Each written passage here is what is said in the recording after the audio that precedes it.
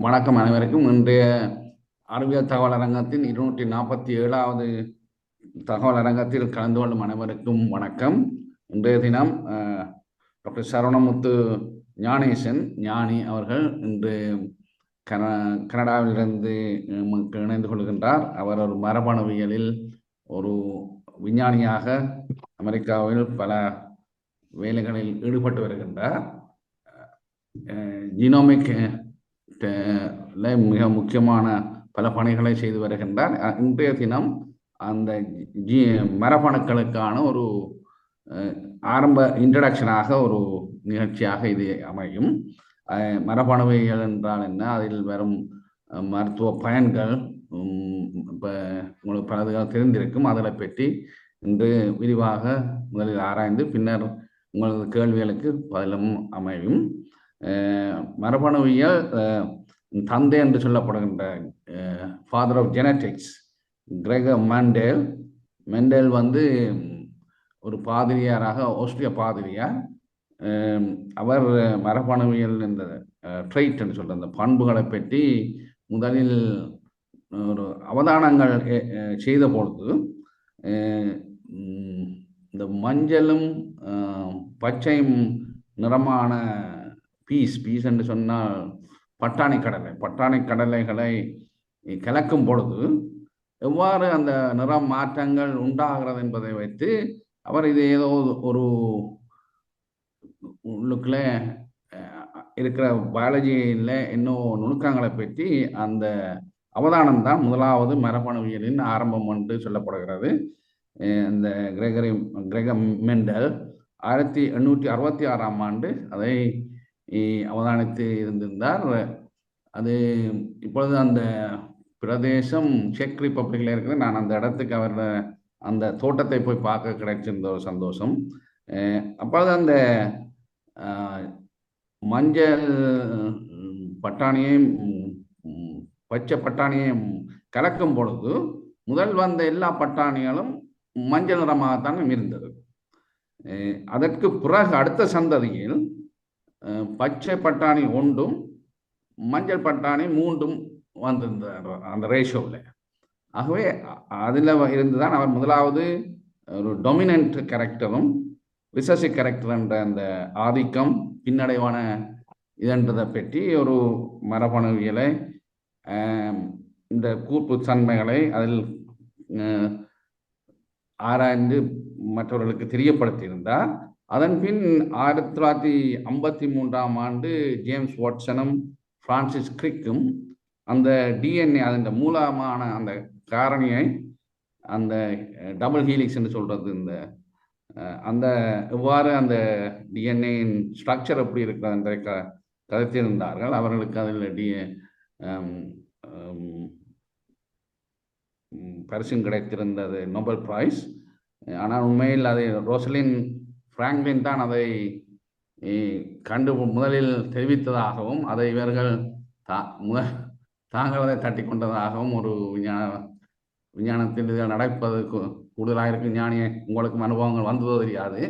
அப்படியான இடத்திலே எவ்வாறு இந்த மரபணுவியல் வேகமாக இப்பொழுது பரவி வந்து கொண்டிருக்கின்றது, அது சம்பந்தமாக எங்களது டாக்டர் சரவணமுத்து ஞானேசன் அசிஸ்டன்ட் ப்ரொஃபஸராக யூனிவர்சிட்டி ஆஃப் டொரண்டோவில் கடமையாற்றுகிறார். இவர் ஆரம்ப கல்வியை யாழ் பல்கலைக்கழகத்தில் உயிரியல் மாணவராக கற்றிருந்தார். நாங்கள் பல்கலைக்கழகத்தில் இருந்த காலங்களில் தான் அவரும் கற்றிருந்தார். ஞானி, உங்களது நேரம். நன்றி. எஸ், நன்றி டாக்டர் புவி. இந்த நிகழ்ச்சிக்கு என்னை பங்கு பெற்றவும் ஒரு பார்வையாளராகவும் ஒரு பங்களிப்பாளராகவும் என்னை அழைத்தமைக்கு மிக்க நன்றி. இன்றைய டாப்பிக்கில் கூடுதலாக ஆங்கிலத்தையும் தமிழையும் கழித்து தங்கிலீஷில் கதைக்கலாம் என நினைக்கின்றேன். இல்லை, இருப்பவர்கள் எல்லாரும் தமிழர்களாக இருக்கக்கூடும் என்ற ஒரு கருத்தில் அதை செய்கின்றேன். அப்படி இல்லை என்றால் கூறுங்கள், நான் ஆங்கிலத்திலேயே தொடரலாம். Okay. So your code of life from genes, genomes to you. So this is going to be a very introductory talk, I'm not going to delve into very deep genomics part here because I'm not quite sure about the background of the audience. அப்போ அவர்களுக்கு விஞ்ஞான சம்பந்தமாக எவ்வளவு பரிச்சயம் இருக்கும் என்பதில் எனக்கு சந்தேகம் இருப்பதனால நான் தமிழில் இதை மிக ஒரு மேம்போக்காக ஒரு ஒரு அறிமுகமான ஒரு டோக்காக இதை நடத்த விரும்புகின்றேன். என்னை பற்றி சிறு வசனங்கள். டாக்டர் புவி பல்கலைக்கழகத்தில் இருக்கிற அதே காலத்தில் தான் நான் பல்கலைக்கழகத்தில் நான் படித்திருந்தேன். அதைத் தொடர்ந்து கிழக்கிழங்கை பல்கலைக்கழகத்திலும் வேலை செய்து அதற்கு அடுத்ததாக யூனிவர்சிட்டி ஆஃப் சசெக்ஸில் மைக்ரோபியல் ஜெனட்டிக்ஸ்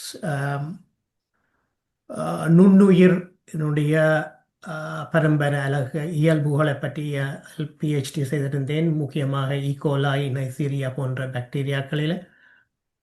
அதை அடுத்து பிறகு கொஞ்சம் காலத்துக்கு பிறகு பர்பிக் காலேஜில் ஒரு மாஸ்டர்ஸ் இன் பயோஇன்ஃபர்மேட்டிக்ஸ் செய்திருந்தேன். டாக்டர் புவி ரொஸ்லினை பற்றி பேசியிருந்தார். ரொஸ்லின் ஃப்ராங்க்லின் உண்மையாக தனது ஆராய்ச்சிகளை கிங்ஸ் காலேஜுக்கு போக முதல் பர்பிக் காலேஜில் தான் செய்திருந்தார். அவருடைய பெஞ்சையே பார்க்கக்கூடிய வாய்ப்பு எனக்கு கிடைச்சது ஒரு பெருமையாக கருதுகிறேன். ஸோ அதற்கு பிறகு என்னுடைய வேலைகளை பொறுத்தவரை கிழக்கிழங்கை பல்கலைக்கழகம், பிறகு யூனிவர்சிட்டி ஆஃப் சசெக்ஸில் சிறிது காலம், ஹெல்த் ப்ரொடெக்ஷன் ஏஜென்சி யூகேயில் சிறிது காலம், ஒன்டாரியோ கேன்சர் இன்ஸ்டியூட்டில் சிறிது காலம், பப்ளிக் ஹெல்த் இன்ஸ்டியூட் ஆஃப் பிஹெச்ஓவில் சிறிது காலம், யூனிவர்சிட்டி ஆஃப் டொரண்டோவில் சிறிது காலம், அப்படி பல காலங்கள் போய்விட்டன. இப்போது கூடுதலாக நான் கன்சல்டிங்கும் பல பயோஃபார்மசூட்டிக்கல்ஸ் மற்றும் கன்சல்டிங் தான் செய்கிறேன். I don't own any shares or interest in the companies mentioned in this talk.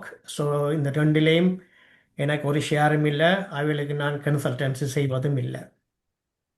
Overview, this talk is about introduction to genes, genomes and their application to clinical and genealogical studies. So ஆரம்பத்தில் நாங்கள் jeans அல்லது genomics என்றால் என்ன என்பதை பற்றி பார்ப்போம். அதை அடுத்து டிஎன்ஏ டெஸ்டிங் ஏன் செய்ய வேணும், டிஎன்ஏ டெஸ்டிங் என்றால் என்ன என்பதை பற்றி பார்ப்போம். அதில் கிளினிக்கல் முறைகளையும் கன்சியூமர் கோல்ஸ்லையும் என்ன தேவைகளுக்காக டிஎன்ஏ டெஸ்டிங் செய்யப்படுகின்றதை பற்றி பார்ப்போம். அதை அடுத்து இந்த டோக்கனுடைய முக்கிய விஷயமான ஜீனாலஜிக்கல் ஸ்டடீஸ், அதாவது பரம்பரையை அறிதலில் இந்த ஜீனோமிக் ஸ்டடீஸ் எப்படி பங்கு பெற்றுகின்றது என்பதை பற்றி இரண்டு முக்கிய கம்பெனிகளான ancestry.com 23andMe என்ற ரெண்டு கம்பெனிகளையும் முக்கியமாக வைத்து பார்ப்போம். இதை அடுத்து இதில் உள்ள பிரச்சினைகள், இந்த ஜீனோமிக் அனாலிசிஸ் அல்லது ஜீனாலஜிக்கல் ஸ்டடீஸ் இதுகளில் இருக்கிற பிரச்சினைகள், இதனுடைய ப்ரைவசி, இதுகளுடைய ஃபியூச்சரை பற்றி சிறிது பார்க்கலாம். ஆரம்பத்தில் விஞ்ஞான பின்னணி இல்லாத ஆக்களுக்காக கலம் அல்லது செல் என சொல்லப்படுவது இதுதான். உடம்பில் உள்ள எல்லாமே கலங்களால் ஆக்கப்பட்டன. பல மில்லியன் கணக்கான கலங்களால் ஆக்கப்பட்ட உயிரி தான் நாங்கள். இதில் கலத்தை பற்றி பார்க்க ஆரம்பத்தில் நடுவில் நீங்கள் பார்க்கலாம், இதில் ப்ளூவில் இருக்கிறது இதை நியூக்ளியஸ் அல்லது கரு என்று சொல்கின்றோம். இதை சுற்றி வரை இருக்கிற லைட் ப்ளூ ஏரியாவை சைட்டோபிளாசம் என்று சொல்வோம். அதை சுற்றி வரை இருக்கிற இந்த மஞ்சள் ஏரியாவை உடைய மெம்ப்ரெயின், அதை சுற்றி இருக்கிற ஒரு மென்சவ் என்று சொல்கின்றோம்.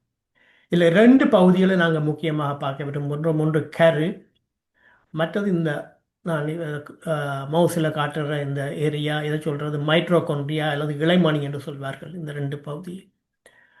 அப்போ கலத்தை பொறுத்தவரை என்னுடைய பாரம்பரிய அலகுகள் அல்லது டிஎன்ஏ முக்கியமாக கூடுதலாக இந்த கருவிலையும் நியூக்ளியஸ்லையும் ஓரளவு இந்த மைட்ரோகாண்ட்ரியாவிலையும் இருக்கு. அப்போ விலங்கு கலங்களில் ரெண்டு இடத்துல, ஒன்று நியூக்ளியஸில் மற்றும் மைட்ரோகாண்ட்ரியாவிலையும் இருக்கும். தாவர கலங்களில் குளோரோபிளாஸ்ட்லேயும் இருக்கும். அப்போ இந்த கருவை தவிர, நியூக்ளியஸை தவிர இந்த ரெண்டு இடத்துலையும் இருக்கு. ஆனால் கூடுதலான அளவு நியூக்ளியஸில் இருக்கிற டிஎன்ஏ தான் கூடுதலாக இருக்கும். அதை அடுத்து டிஎன்ஏ பற்றி நாங்கள் பார்க்க டாக்டர் புவி கூறியிருந்தார். வாட்சன் அண்ட் கிரீக் மாடலை பற்றி சொல்லியிருந்தார். டபுள் ஹீலிக்ஸ், இந்த டபுள் ஹீலிக்ஸ் மாடல் இப்படித்தான் இருக்கும். இதில் டபுள் ஹீலிக்ஸ் மாடல் நீங்கள் அநேகமான மியூசியம்ஸில் பார்த்துருந்தீங்கன்றால் அப்படியே பில் பண்ணி வச்சிருப்பார்கள். ரைபோஸ் சுகர் 5 கார்பன் கொண்ட வெல்லங்கள், அதுக்கு அங்கால வெளியில் ஃபோஸ்பேட் கூட்டங்கள், உள்ளுக்கு பியூரின் பிரிமிடின் என்ற நியூக்ளியோடைட்ஸ்களால் ஆக்கப்பட்டது. ஸோ நீங்கள் வழக்கமாக பார்க்க இது ஏதாவது ஒரு மூலக்கூற்று ரீதியில், இது அணு ரீதியில் இப்படி இருக்கும். ஆனால் இது இந்த கார்ட்டூன்களை நீங்கள் பார்த்துருப்பீங்கள். அது டபுள் ஹீலிக்ஸ் என்று சொல்கிறது 2 சுருளிகள் இருக்குது. இது அல்ஃபா ஹீலிக்ஸ் என்று சொல்கிறது வலப்பக்கமாக சுற்றி போவதால் அல்ஃபா ஹீலிக்ஸ் என்று சொல்வார்கள். இதில் பேசஸை பார்த்தோம் என்றால் பியூரின்ஸ் பிரிமிடின்ஸ் அண்டு இருக்குது, அடினின் குவானின் டைமின் சிஸ்டோசின் அண்டு இருக்குது. அதுகள் தொடர் ஒரு சுகர் ஃபாஸ்பேட் இந்த பேசஸ் வந்து ஒரு ஹைட்ரோஜன் பாண்டிங்கால் பாண்ட் பண்ணப்பட்டிருக்கும் நடுவில். மறுபடியால் 2 சுருளிகள், அதனுடைய இரட்டை சுருளி அண்டு அல்லது டபுள் ஹீலிக்ஸ் அண்டு இதை கூடப்படும். இந்த டிஎன்ஏ ரெட்டிக்கும் போது அல்லது டிஎன்ஏயிலிருந்து எம்ஆர்என்ஏ உருவாகும் போது இந்த இரட்டை சுருளி இதில் உடைக்கப்பட்டு வேறு இதுக்கு பதிலான complementary stand, opposite and complementary stand தொகுக்கப்படும். அதை நாங்கள் பிறகு பார்ப்போம். இது அடுத்து டிஎன்ஏ அப்படி ஒரு ஸ்ட்ரக்சரில் இருக்குது. நீங்கள் இப்போ எல்லோரும் கேள்விப்பட்டிருப்பீர்கள் குரோமோசோம், நிறமுகூர்த்தங்கள் என்று கேள்விப்பட்டிருப்பீங்கள். நிறமுகூர்த்தங்கள் என்பது மிக ஒடுக்கப்பட்ட, அதாவது பல நீளமான டிஎன்ஏ, மேலே முதல் பார்த்த டிஎன்ஏயை பலவிதமாக சுருட்டப்பட்டு ஹெலிக்கல் ஸ்ட்ரக்சரால் ஒரு கண்டென்ஸ் பண்ணப்பட்ட ஒரு அமைப்பு தான் குரோமோசோம். நீங்கள் இப்படி பார்க்கலாம், ஒரு நூல் பந்தை நூலையும் கம்பேர் பண்ணலாம். டிஎன்ஏ வந்து ஒரு நூல் மாதிரி மிக நீண்ட ஒரு செயினை கொண்டது. அந்த நூலை நாங்கள் மடித்து மடித்து மடித்து மடித்து சுருட்டி கொடுத்தோம் என்றால் ஒரு நூல் பந்தாக்கலாம். அப்போ குரோமோசோமை ஒரு நூலுக்கும் நூல் பந்து என்று நீங்கள் கருதி கொள்ளலாம். இப்போ கீழே இருக்கிறது டிஎன்ஏ, இது வந்து ஒரு குரோமோசோம். அப்போ ஒவ்வொரு உயிரினத்துக்கும் குறிப்பிட்ட அளவு குரோமோசோம்கள்லாம் இருக்கின்றன. மனிதர்களை பொறுத்தவரை ஹியூமன்ஸ் 23 பேர்ஸ் என்று சொல்வார்கள். 23 சோடி குரோமோசோம்கள் மனிதர்களே இருக்குது. இதில் குரோமோசோம்களின் அளவுகள் வித்தியாசப்படும். குரோமோசோமின் அளவு வித்தியாசப்படும். அப்போ இது குரோமோசோம் 1 வந்து ஆக பெரியது, மனிதரில் குரோமோசோம் 1 ஆக பெரியது. அதே நேரத்தில் அந்த 22 சோடியையும் சொல்வார்கள் ஓட்டோசோம் என்று சொல்வார்கள். அதே நேரத்தில் இன்னொரு பெயரை சொல்வார்கள் செக்ஸ் குரோமோசோம் என்று சொல்வார்கள். இந்த 22 சோடியம் ஓட்டோசோம் என்று சொல்வார்கள், இந்த கடைசியை செக்ஸ் குரோமோசோம் என்று சொல்வார்கள். இதுக்கான காரணம் என்னென்று சொன்னால், இந்த செக்ஸ் குரோமோசோம் என்ற எக்ஸ் அண்ட் ஒய் என்று 2 விதம் இருக்கலாம். எந்த ஒரு பெண் மனிதருக்கும் ஒரு பெண்ணுக்கும் ஒரு சோடி எக்ஸ் குரோமோசோம்கள் இருக்கு. இந்த எக்ஸ் குரோமோசோமோட இன்னொரு பெயர் இருக்கு. ஆனால் ஒரு ஆணுக்கு ஒரு எக்ஸும் ஒரு ஒய்யும் மாத்திரம்தான் இருக்கு. அப்போ நீங்கள் ஒரு விஷயத்தை தெளிவுபடுத்த வேண்டும். இதில் இந்த இதுகள் சோடியாகத்தான் 23 சோடி என்று சொல்ல, இது சோடியாகத்தான் இருக்கு. இப்போ ஒரு குரோமோசோம் 1 பொறுத்தவரை அதன் பெயர் வந்து கிட்டத்தட்ட அதே அமைப்பை தான் பெற்றிருக்கு. ஆனால் செக்ஸ் குரோமோசோம் பொறுத்தவரை, ஆண்களை பொறுத்தவரை இந்த எக்ஸுக்கு உண்மையான பெயர் இல்லை, அதே நேரத்தில் ஒய்க்கும் உண்மையான பெயர் இல்லை. ஒரு ஆணில் ஒரு எக்ஸும் ஒரு ஒய்யும் தான் இருக்க போகுது. இதில் இருக்க இம்ப்ளிகேஷன்ஸை பார்ப்போம். நாங்கள் குரோமோசோம்கள் படித்திருப்போம். நாங்கள் டிஎன்ஏ சிந்திசிஸ் நடக்கலாம், குரோமோசோம்கள் இரட்டித்து அதால் மகட்கலங்கள் உருவாகி அதில் 2 கருக்கட்டப்பட்டு கருக்கள் உருவாக்கப்படும், ஃபர்டிலைசேஷன் உருவாகலாம். ஆரம்பத்தில் சாதாரணமாக கலங்கள் பிரிக்க அது மைட்டோசிஸ் என்று சொல்வார்கள், இலையுருவில் பிரிவு என்று சொல்வார்கள். கலங்கள் இரட்டித்து கொண்டு போகும். அப்போ குரோமோசோம்களும் டிஎன்ஏயும் இரட்டித்து குரோமோசோம் 2ஆக பிரியும். ஒவ்வொரு பெயரும் வந்து ஒவ்வொரு மகட்கலத்துக்கு போகும். இந்த பெயர் இங்கால ஒரு பெண்ணுக்கு போகும், மற்ற பெயர் மற்றதுக்கு போகும். அப்போ அப்புறம் அதுகள் இரட்டிக்கும். அப்போ இதில் இருந்து கலங்கள் விருத்தியாகி கொண்டு போகும், கலங்கள் பெருகி கொண்டு போகும். ஆனால் ஒடுக்க பிரிவு அல்லது மியோசிஸ் என்று சொல்வார்கள். ஒரு இனப்பெருக்கலுக்கு முதல் மியோசிஸ் நடக்கும். மியோசிஸின் போது இந்த இந்த பேர்கள் ஒன்றை ஒன்று இரட்டித்து, டிஎன்ஏ இரட்டித்து, பிறகு இந்த இதுகள் குரோமோசோம்களும் இரட்டித்து, பிறகு அவைகள் ஒன்றைக்கொண்டு கலப்பட்டு கிராஸ் ஓவர் நடந்து ரெப்ளிகேஷன் நடக்கக்கூடிய வாய்ப்புகள் இருக்குது. அப்போ இந்த 22 சோடியம் பொறுத்தவரை இது ரெப்ளிகேட் பண்ணப்படும். ஏனெண்டா இதுக்கு ஈக்குவலண்டான கம்ப்ளிமெண்ட் ரீஜன் மற்ற பேரில் இருக்குது. அதனுடைய கிராஸ் ஓவர்ன்றாங்க. ஆனால் இந்த செக்ஸ் குரோமோசோமை பொறுத்தவரை பெண்களில் மாத்திரம் எக்ஸுக்கு இன்னொரு பேர் ஆஃப் எக்ஸ் இருக்குது, அதில் கிராஸ் ஓவர் நடக்கலாம். ஆனால் எக்ஸுக்கும் வாய்க்கும் கிராஸ் ஓவர் நடக்க வாய்ப்பில்லை. அப்போ ஆனபடியால் இந்த வாய் குரோமோசோம் எப்போதும் கிராஸ் ஓவருக்கு தன்னது மற்ற வயியில் இதில் இந்த ரட்டித்து வார வையோட கிராஸ் ஓவர் இருக்கலாமே தவிர எக்ஸோட கிராஸ் ஓவர் இருக்கவே முடியாது. இதை புரிந்து கொண்டால் ஏன் இந்த வாய் ஒரு சிறப்பானதாக இருக்கும் என்பதை நீங்கள் புரிந்து கொள்வீர்கள்.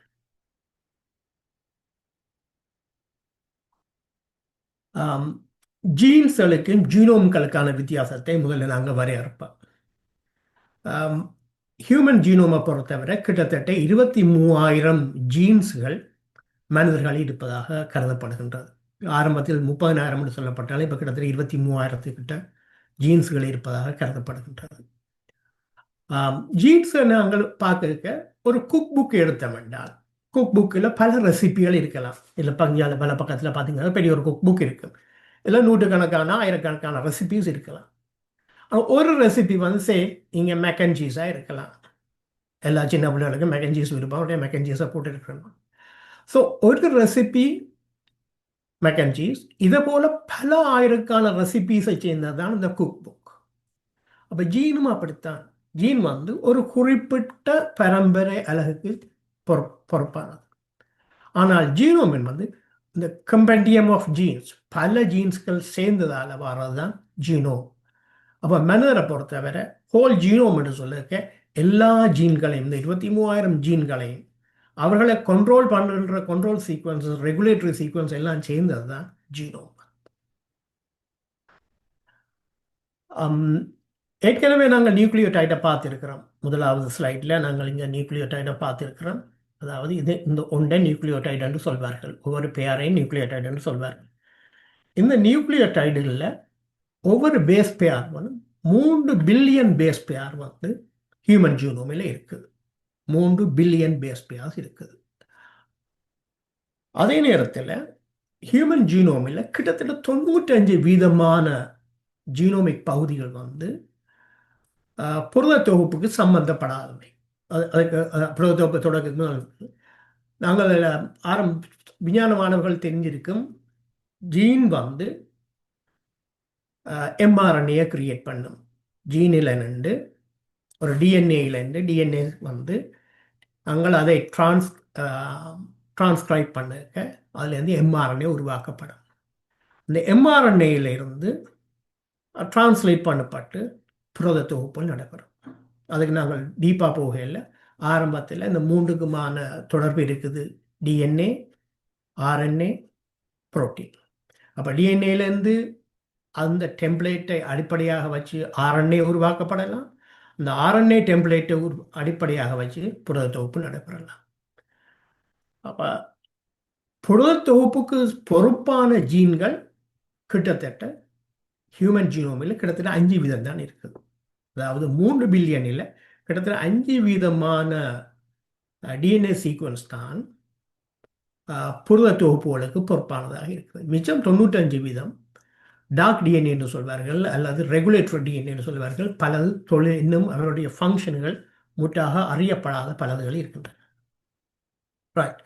ஸோ இந்த கார்ட்டூன் குரோமோசோம், டிஎன்ஏ, ஜீனை வடிவாக விளங்கப்படுத்துகிறது. குரோமோசோம் இதுக்கு இந்த டிஎன்ஏ செயின் இதுக்கு மடிக்கப்பட்டு தான் இந்த குரோமோசோம் உருவிருக்கின்றது. இதை இழுத்து நாங்கள் நேராக்கினோம் என்றால் இப்படி நீண்ட ஒரு டிஎன்ஏ செயினாக வரும். அதில் ஒரு குறிப்பிட்ட பகுதியை நாங்கள் ஜீன் என்று சொல்வோம். இந்த ஜீனுக்கு வெளியில் ப்ரமோட்டர் ரீஜன்ஸ் இருக்கலாம், அது கண்ட்ரோல் ரீஜன்ஸ் எல்லாம் வெளியில் இருக்கும். இந்த ஒரு ஜீனில் நின்று எம்ஆர்என்ஏ உருவாக்கப்பட்டு அதில் நின்று எம்ஆர்என்ஏ விஷயங்களை வெட்டி ஒடுக்கப்படலாம், அல்லது ஆர்கனிசத்தை பொறுத்தவரை அதில் இருந்து புரோட்டீன் உருவாக்கப்படும். மனிதர்களை பொறுத்தவரை உருவாக்கப்பட்ட mRNA சில துண்டுகளாக வெட்டி ஒட்டப்பட்டு எக்ஸோன்ஸ் எல்லாம் ஒட்டப்பட்டு அதிலிருந்து தான் புரதத்தொகுப்பு நடைபெறும். Right. So 3 billion DNA sequences இருக்குன்னு பேஸ் பேர்ஸ் இருக்குன்னு பார்த்துக்கிறோம் ஹியூமன் ஜீனோமில். ஆரம்பத்தில் டேவிட் சங்கர் என்ற ஒரு விஞ்ஞானி, பிரிட்டிஷ் விஞ்ஞானி, சங்கர் சங்கர் இன்ஸ்டிடியூட் அண்ட் கேம்பிரிட்ஜில் இருக்குது, அது தெரிஞ்சிருக்கும் உங்களுக்கு. அவருக்கு 2 நோபல் பிரைஸ் கிடைச்சது சங்கருக்கு. அது ஒரு மிக முக்கியமான ஒரு விஷயம் உலகத்தில். Nobel prize 2 Nobel prize molecular பயாலஜியில் கிடைச்சது. ஒன்று அவர் புரோட்டீன் சீக்வன்சிங், புரோட்டீன் ஒரு புரதத்தை அதில் இருக்கிற அமினோ ஆசிட்களை எப்படி சீக்வன்ஸ் பண்ணி அதில் என்னென்ன தொடர்பு இருக்கின்றதை பார்க்குறதுக்கு அவருக்கு ஒரு நோபல் பிரைஸ் கிடைச்சது. அப்புறம் டிஎன்ஏ சீக்வன்சிங்கும் கிடைச்சது. அப்போ சங்கர் சீக்வன்சிங் மெத்தடாலஜின்றது டிஎன்ஏ சீக்வன்சிங்கில் மிக ஆரம்பமான ஒரு சீக்வன்சிங் மெத்தடாலஜி. நான் அதுக்கு டீப்பாக போகல. சங்கர் சீக்வன்சிங் ஒரு மிக முக்கியமான சீக்வன்சிங் மெத்தடாலஜி. சங்கர் சீக்வன்சிங்கில் இருந்து இன்றைக்கு இருக்கிற ஹோல் ஜீனோம் ஷார்ட்கன் சீக்வன்சிங்கு போக இந்த சீக்வன்சிங்கின் விலை, அதுக்கு இருக்கிற செலவு மிக குறைஞ்சு கொண்டு போயிருக்கிறது. ஆரம்பத்தில் இந்த whole genome human genome sequencing செய்கிறதுக்கு கிட்டத்தட்ட $3 பில்லியன் செலவழிச்சவில்லை. ஃபர்ஸ்ட் சீக்வன்சிங் செய்யறதுக்கு, first human sequencing, human map செய்கிறது, ஜீனோம் மேப் செய்கிறது. இன்றைக்கு அது கிட்டத்தட்ட ஒரு $700-800 செய்யலாம். அதாவது இந்த சார்ட்டை பார்த்தீங்கன்னா 2001 2022 பார்த்தோம்னா எவ்வளவு தூரம் இந்த விலை குறைஞ்சு கொண்டு போயிருக்கின்றது பார்க்கலாம். இதுக்கு முக்கியமாக இருக்கிறது ஒரு பிரபலமான கம்பெனி இல்லுமினா என்று சொல்கின்றார்கள். பல கம்பெனிகள் இருக்கின்றன, ஆனால் முக்கியமான கம்பெனியில் ஒன்று இல்லுமினா. வேறு ஆக்ஸ்ஃபோர்ட் நானோ போன்று இருக்குது. ஏன் இல்லுமினாவை சொல்கிறேன் என்றால் அதுக்கு பிறகு சம்பந்தம் வருகிறது பின்னால். ரைட். ஸோ இந்த சீக்வன்சிங் செய்கிறதால இந்த ஹோல் ஜீனோ 3 பில்லியன் சீக்வன்ஸையும் நாங்கள் என்னென்ன சீக்வன்சிங் செய்கிறோம்னு பார்த்தோம் என்றால், ஒவ்வொரு செல்லையும் எடுத்து ஒரு ஹியூமன் டிஷ்யூ எடுத்து அதுலேருந்து அந்த டிஷ்யூவில் இருக்கிற செல்ஸ்களை உடைச்சு அதுக்கு இருக்கிற கெமிக்கல் ப்ரோஸால் உடைச்சு அதுக்கு இருக்கிற டிஎன்ஏ வெளியில் எடுத்து அதுக்கு ப்ரிசிபிட்டேட் பண்ணி அந்த டிஎன்ஏ செப்பரேட் பண்ணி பியூரிஃபை பண்ணி பிறகு அந்த டிஎன்ஏ சின்ன சின்ன துண்டுகளாக உடைக்கின்றார்கள். இந்த ஷார்ட்கன் சீக்வன்சிங் ஷார்ட்கன்னால் துடைக்க அந்த பிளட் பரவி சின்ன சின்ன துண்டுகளாக எப்படி ஷார்ட்கன் புல்லட் போகுதோ, கார்ட்ரிட்ஜ் போகுதோ, அதே போல தான் அந்த ஷார்ட்கனில் இந்த ஹோல் பெரிய டிஎன்ஏ ஃப்ராக்மெண்ட்டை சின்ன ஃப்ராக்மெண்ட்ஸாக உடைக்கின்றார்கள். கிட்டத்தட்ட 100 பேஸ் பேர் தொடக்கம் 300 பேஸ் பேர் வரை இருக்கிற இதாக உடைப்பார்கள். இப்போ சிந்தித்து பாருங்கள், 23 சோடி குரோமோசோம் இருக்குது. இந்த 23 சோடி குரோமோசோம்லேயும் பல மில்லியன் கணக்கான பேஸ் பேர்ஸ் இருக்குது. டோட்டலாக இது 3 பில்லியன். இதை நாங்கள் 100 பேஸ் பேர்ஸாக உடைக்கிறோம். அப்போ உடைக்க கிட்டத்தட்ட 30 மில்லியன் சின்ன ஃப்ராக்மெண்ட்ஸ் எங்களுக்கு வரப்போம். இந்த 30 மில்லியன் ஃப்ராக்மெண்ட்ஸையும் நாங்கள் கேப்சர் பண்ணி ஒவ்வொன்று சிலையும் என்னென்ன ஆர்டரில் இந்த நியூக்ளியோடைட்ஸ் இருக்குது, ஏடிஜிசி இருக்கின்றதை நாங்கள் அதுக்கான மெஷினரிகளுக்கால அதுக்கான ப்ரோசஸ், ஒரு கெமிக்கல் பயோகெமிக்கல் பயோஃபிசிக்கல் ப்ரோசஸுக்கால ரீட் பண்ணுறோம். இதை தான் டிஎன்ஏ சீக்வன்சிங் என்று சொல்வார்கள். இப்போ இந்த ஹோல் ஜீனோம் சீக்வன்சிங் எவ்வளோ விலை குறைஞ்சிருக்கின்றதா நீங்கள் மேலே பார்த்துருக்குறோம். இது ஹோல் ஜீனோம் சீக்வன்சிங். இதுக்கு அங்கால இந்த டிஎன்ஏ சாதாரணமாக ஸ்டேபிளாக இருக்கும். ஆர்என்ஏயோட கம்பேர் பண்ணாக்க சாதாரணமாக மிக ஸ்டேபிளான ஒரு மாலிக்யூல் தான் டிஎன்ஏ. ஆனால் டிஎன்ஏ பல விதத்தில் அந்த டிஎன்ஏ சீக்வன்ஸ் மாற்றப்படலாம். ஒன்று அது விகாரம், அதாவது மியூட்டேட் பண்ணப்படலாம், அதாவது கெமிக்கல்ஸால் மியூட்டேட் பண்ணப்படலாம், அல்லது ரேடியேஷனால் மியூட்டேட் பண்ணப்படலாம். அப்படி பலவிதமான கெமிக்கல் ஃபிசிக்கல் ஃபேக்டர்ஸால் டிஎன்ஏல இருக்கிற அந்த பேஸ் பேர்ஸ்கள் மாற்றப்படலாம், விகாரம் படுத்தப்படலாம். அதே நேரத்தில் சாதாரணமாக டிஎன்ஏ இரட்டிப்பு நடக்க தொடர்ச்சியாக உங்கள் உடம்பில் டிஎன்ஏ ரெப்ளிகேஷன் இரட்டிப்பு நடந்து கொண்டே இருக்கின்றது. அதன் போலதான் எங்களுக்கு புது கலங்கள் உருவாகின்றன. இப்போ டிஎன்ஏ ரெப்ளிகேஷன் செய்யக்கையும் இந்த ரெப்ளிகேஷன் மெஷினரியில் இருக்கிற சில குறைபாடுகளால் சில இடங்களில் இந்த பேஸ் பேஸ் காப்பியிங்கில் பிளவுபடும். பெர்ஃபெக்ட் காப்பியிங் இல்லை. அப்போ ஆனபடியால் அதுகளில் மாற்றங்கள் வரும். டிஎன்ஏ சீக்வன்சிங்கில் மாற்றங்கள், டிஎன்ஏ சீக்வன்ஸில் மாற்றம் வரலாம். அதே நேரத்தில் ஃபர்டில், அதாவது நான் முதலே சொன்ன மாதிரி இந்த ஒடுங்கல் பிரிவுகளை மியோசிஸின் பொழுது இந்த சோடி குரோமசோம்கள் ஒன்று ஒன்று கலந்து க்ராஸ்ஓவர் நடந்து அதால் அதாவது ஒரு குரோமசோம் பீஸ்லேருந்து மற்ற குரோமசோமுக்கு அது மாற்றப்படுறதால டிஎன்ஏ வந்து பரிமாறப்படலாம். அதாவது 3 விதமாக அந்த டிஎன்ஏ மாற்றத்தை நான் உங்களுக்கு சொல்லியிருக்கிறேன். ஒன்று வந்து ஃபிசிக்கல் கெமிக்கல் ரீசன்ஸால் விகாரப்படுத்தப்படலாம், அல்லது டிஎன்ஏ வந்து இரட்டிப்பு நடக்க அந்த மெஷினரியில் நடக்கிற சில குறைபாடுகளால் பெர்ஃபெக்ட் காப்பியிங் இல்லாமல் போகலாம், அல்லது மியோசிஸின் போது க்ராஸ்ஓவரின் போது சங்க்ஸ் ஆஃப் டிஎன்ஏ, ஒரு பெரிய துண்டுகள் வந்து மாற்றப்படலாம். ஸோ இந்த 3ஐயும் நாங்கள் திங்க் பண்ணி வச்சிருந்து பார்க்க, கேன்சரை பொறுத்தவரை, கேன்சர் டிசீஸை பொறுத்தவரை உங்களுடைய கலங்களில் இருக்கிற சொமேட்டிக் டிஎன்ஏல வந்து இந்த வேறு பொருட்களால், அதாவது கெமிக்கல்ஸால், ஃபிசிக்கல்ஸால், வேறு பயோகெமிக்கல் ரியாக்ஷன்ஸால் டிஎன்ஏல சேஞ்சஸ் வருது. ஆனபடியால் தான் அது கேன்சரை நோக்கி இட்டு செல்கின்றது. அப்போ ஜீன்ஸை பொறுத்தவரை சர்டன் நம்பர் ஆஃப் ஜீன்ஸை நாங்கள் ஒங்கோ ஜீன்ஸ் என்று குறிப்பிடுகின்றோம், கேன்சருக்கான ஜீன்ஸ் என்று குறிப்பிடுகின்றோம். இது முக்கியமாக கேன்சருக்கான காரணி ஜீன்ஸாக இருக்கின்றது. அதே நேரத்தில் ஒரு கேன்சர் வராமல் நிப்பாற்றுவதற்கு டியூமர் சப்ரஸர் ஜீன்ஸ் இருக்குது. இந்த ஜீன்ஸுகளில் ஏற்படுகின்ற மாற்றங்கள் தான் கேன்சரை நோக்கி இட்டு செல்கின்றது.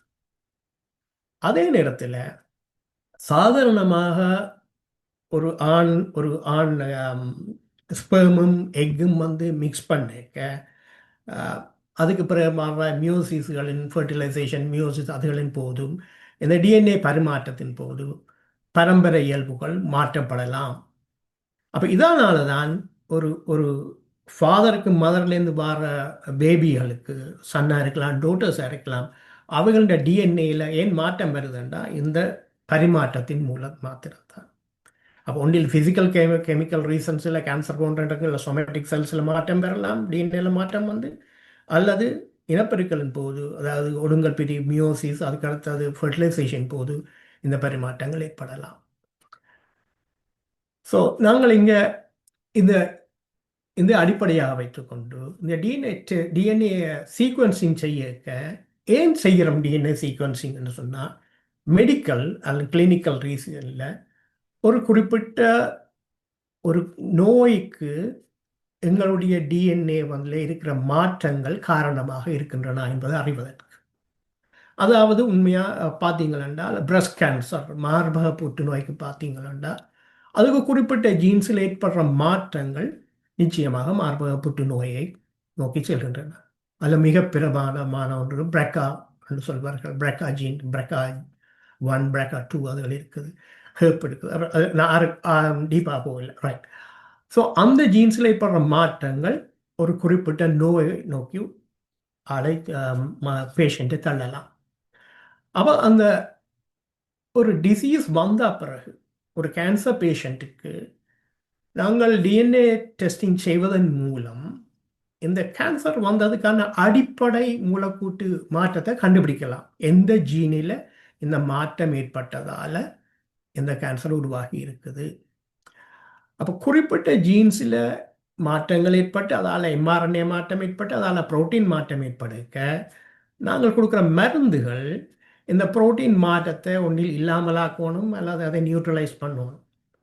அப்போ கொடுக்குற மருந்தில் இந்த மாற்றத்துக்கு சிலங்களில் சம்பந்தம் இல்லாத ஒரு மருந்தாக இருந்தது என்றால், அது கேன்சரில் நெடுகனாக தான் நிற்கிறது. சில எங்களில் கீமோதெரப்பி செய்ய கீமோதெரப்பி ஒர்க் பண்ணாது. ஏனென்றால் கொடுக்குற மருந்துக்கான டார்கெட் அந்த புரோட்டீனில் இல்லை, அதுக்கு சம்பந்தம் இல்லை என்று சொன்னால் அந்த மருந்து வேலை செய்யாது. அப்போ ஆனபடியால் அதை கண்டறிகிறதுக்காக இப்போ கேன்சர் ட்ரீட்மெண்ட்டில் முக்கியமாக இந்த டிஎன்ஏ டெஸ்டிங் செய்வார்கள். முக்கியமாக பிரஸ்ட் கேன்சரில் செய்கிறார். இது எந்தெந்த ஜீனில் ஏற்பட்ட மாற்றங்களால் இந்த பேஷண்ட்டுக்கு இந்த கேன்சர் உருவாகி இருக்குது, அதை வைத்துக்கொண்டு இந்த குறிப்பிட்ட மருந்து கொடுப்பதால் இந்த பேஷண்ட்டுக்கு பிரயோசனம் இருக்கா இல்லையா என்பதை கண்டறியலாம். அது டயக்னோசிஸ் பர்பஸாக இருக்கலாம். ப்ரோக்னோசிஸ் என்று சொல்வார்கள். ப்ரோக்னோசிஸ் என்று சொல்ல இந்த பர்டிகுலர் ஜீன், அதாவது ஒரு விரத்தம் வரைக்கும் முதலே, நோய் வரவுக்கு முதலே இந்த ஜெனட்டிக் செட்டப் இருக்கிறவருக்கு என்ன பிரச்சனை உருவாகலாம், இந்த கம்பினேஷன் ஆஃப் ஜெனட்டிக் சேஞ்சஸ் இருக்கிறவருக்கு ஒரு குறிப்பிட்ட வருத்தம் உருவாகலாம். அப்போ அதுகளை முதலே முன்னெச்சரியாக பார்ப்பதற்கு ப்ரோக்னோசிஸ் செய்யலாம். அப்போ இது உங்களுக்கு ஃபேமஸ் எக்ஸாம்பிள்ஸ் இருக்குது. ஹாலிவுட் ஆக்ட்ரஸுகள் தங்களோட பிரக்கா ஜீன்ஸில் இருக்கிற மியூட்டேஷன் தங்களோட ஃபேமிலி ஹிஸ்ட்ரியில் பார்த்து போட்டு பிரஸ்ட் கேன்சர் வரைக்கும் முதலே தங்களோட பிரஸ்ட்டில் ரிமூவ் பண்ண வரலாறுகள் எல்லாம் இருக்குது. ஸோ இப்படியான ப்ரோக்னோசிஸ் ட்ரீட்மெண்ட்டுகளுக்கு ப்ரோக்னோசிஸ் இருந்தாலும் அதுக்கான ட்ரீட்மெண்ட் பிளானோ அதுக்கான ப்ரிகாஷன்ஸ் எடுக்கலாம். மற்றது கைட் ட்ரீட்மெண்ட், அதாவது டிஎன்ஏ அது நான் ஏற்கனவே சொல்லியிருக்கேன், டயக்னோஸ் பண்ணலாம் அல்லது ட்ரீட்மெண்ட்டை கைட் பண்ணலாம் இந்த டிஎன்ஏ டெஸ்டிங்கின் மூலம். டார்கெட் பண்ண சில குறிப்பிட்ட ஜீன்ஸை, ஒவ்வொரு டிசீஸுக்கும் ஒரு குறிப்பிட்ட ஜீன்ஸ் இருக்குது. சில வருத்தங்களுக்கு சில நோய்களுக்கு ஒரு ஜீன் மாத்திரம் தான் பொறுப்பாக இருக்குது. அந்த ஒரு ஜீனில் இருக்கிற ஒரு மாற்றம் தான் பொறுப்பாக இருக்கலாம். அப்போ ஒரு பர்டிகுலர் பேஸ் பேரில் இருக்கிற மாற்றம் தான் ஒரு குறிப்பிட்ட வருத்தத்துக்கு பொறுப்பாக இருக்கலாம். சில இடங்களில் கம்பினேஷன் ஆஃப் சேஞ்சஸ் இந்த ஜீனில் பொறுப்பாக இருக்கலாம். சில இடங்களில் பல ஜீன்ஸில் இருக்கிற சேஞ்சஸ் இதுக்கு பொறுப்பாக இருக்கலாம். அப்போ தனி ஜீன், சிங்கிள் மியூட்டேஷனாக இருக்கலாம், அல்லது மல்டிபிள் மியூட்டேஷன் இன்ன ஜீனாக இருக்கலாம், அல்லது பொலிஜீன்ஸாக இருக்கலாம். ஸோ இதுகளை பொறுத்து எந்தெந்த ஜீன்ஸுகளை ஐடென்டிஃபை பண்ணணும், டார்கெட் பண்ணணும் என்பதை இந்த டிஎன்ஏ சீக்வன்சிங் ஹெல்ப் பண்ணது வந்து. அப்போ இது செய்ய ஒரு குறிப்பிட்ட இப்போ டயபெட்டிக்கை பொறுத்தவரை பார்த்தீங்கன்னா, டயபெட்டிக் ஃபேமிலியல் ஹிஸ்ட்ரி இருக்குது. சர்டின் பொலிஜீன்ஸ் வந்து டயபெட்டிக் இருக்குன்னா ஃபேமிலி ஹிஸ்ட்ரியில் இருக்கிற அந்த ஜெனட்டிக்ஸை நீங்கள் பார்த்தோம்னா அதுக்கான சான்சஸ்களை ஈஸியாக கண்டுபிடிக்கலாம். உள்ள இருக்கிற அநேகமான டிசீசஸ் வந்து ஜெனட்டிக் பேஸ், கிட்டத்தட்ட 100% 99% நான் சொல்லுவேன். அதுக்கான ட்ரிகர் என்வாயன்மெண்ட் கொடுக்குதே தவிர அதுக்கான அடிப்படை வந்து ஜெனட்டிக்ஸ் தான். ஸோ கிளினிக்கல் டிஎன்ஏ டெஸ்டிங் வந்து எப்பவும் ஒரு மருத்துவரால் மாத்திரம்தான் ஓட பண்ணப்படலாம், அல்லது ஒரு ஒரு ரிசர்ச் லேப்பால் ஓட பண்ணப்படலாம், கூடுதலாக மருத்துவரால் ஓட பண்ணப்படலாம். அதை இன்டர்பிரிட் பண்ணி அந்த ரிசல்ட்ஸை இன்டர்பிரிட் பண்ணக்கூடிய ஆக்களை சொல்கிறது ஜெனட்டிக் கவுன்சிலர்ஸ் வந்து. அவர்கள் தான் அந்த ஜெனட்டிக் ரிப்போர்ட்டில் அந்த டீனில் என்னென்ன சேஞ்சஸ் இருக்குது, என்னென்ன சேஞ்சஸோ மியூட்டேஷன்ஸ் இருக்கிறதால என்னென்ன பிரச்சனை வரலாம்ன்றதை சரியாக கூறக்கூடிய தகுதி பெற்றாக்கள் ஜெனட்டிக் கவுன்சிலர்ஸ். அது வேறையாக்கள் இன்டர்பிரேட் பண்ண பிழையான இன்டர்பிரிட்டேஷனுக்கான வாய்ப்புகள் இருக்கின்றன. இதுக்கான உதாரணம் சிஎஃப்டிஆர் ஜீன்ஸை பற்றி சொல்லலாம். சிஸ்டிக் ஃபைப்ரோசிஸுக்கு ஒரு நல்ல உதாரணம் இருக்குது. அடுத்தது பார்த்தோம்னா இந்த டிஎன்ஏ சீக்வன்சிங் வந்து கன்சியூமர் மார்க்கெட்டுக்கு, நுகர்வோருக்காக பயன்படுத்தப்படுகிறது இப்போது.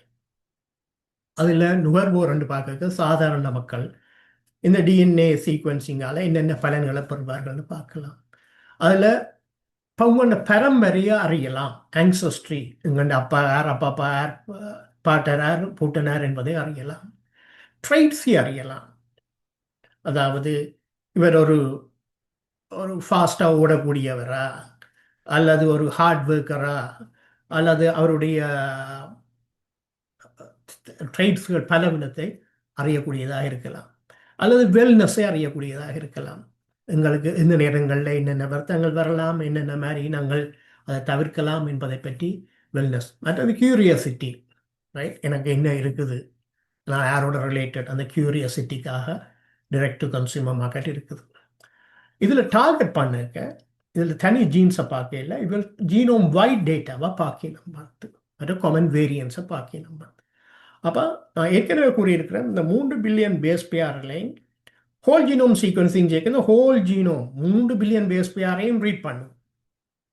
ஆனால் அதில் இருக்கிற எல்லாத்தையும் ரீட் பண்ணாமல் சில இடங்களை மாத்திரம், சில சில பயோமார்க்கர் ரீஜன்ஸை மாத்திரம் பார்க்கறதை சொல்கிறது.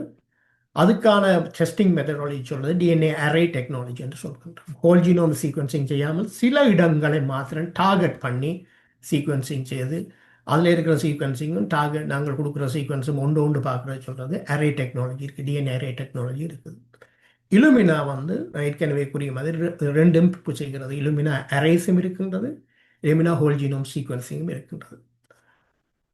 இந்த டைரக்ட் கன்சியூமர் மார்க்கெட் வந்து கூடுதலாக இந்த அரே டெக்னாலஜி தான் பாவிப்பினோம். ஒரு சில ஏரியாக்களில் இருக்கிற ஜெனட்டிக் பேஸ் பேஸ் வந்து நாங்கள் இன்னும் டெஸ்ட் பண்ணுறதோட மேட்ச் பண்ணதானதை தான் பார்க்கணும். அது ஜீனோம் வைடில் பல இடங்களில் செலக்ட் பண்ணப்படும். அதோட காமன் வேரியன்ஸ் வந்து சாதாரணமாக மக்களில் சர்டின் இடங்களில் சில வித்தியாசங்கள் இருக்குது, வேரியன்ஸ் இருக்குது. அந்த வேரியன்ஸை கூடுதலாக பார்க்கப்படுகின்றது. டைரக்ட் டு கன்சியூமர் மார்க்கெட்டில் அநேகமாக ஆன்லைனில் நீங்கள் ஆர்டர் பண்ணுவீர்கள், நீங்கள் உங்களோட சாம்பிளை கொடுப்பீங்கள், எச்சில் கொடுக்கலாம், அல்லது எங்களில் தொண்டையில் இருக்கிற மெம்ரேனை கொடுக்கலாம். அதை வந்து அவர்கள் டெஸ்ட் பண்ணி அதை டிஎன்ஏ ஐசோலேட் பண்ணி உங்களுக்கான ரிசல்ட்ஸும் ஆன்லைனில் தருவீனம். அதுக்கு அல்கோரிதம்ஸ்கள், பயோஇன்ஃபர்மேட்டிக்ஸ் ப்ரோக்ராம்கள் அது பாவிக்கப்படுகின்றது.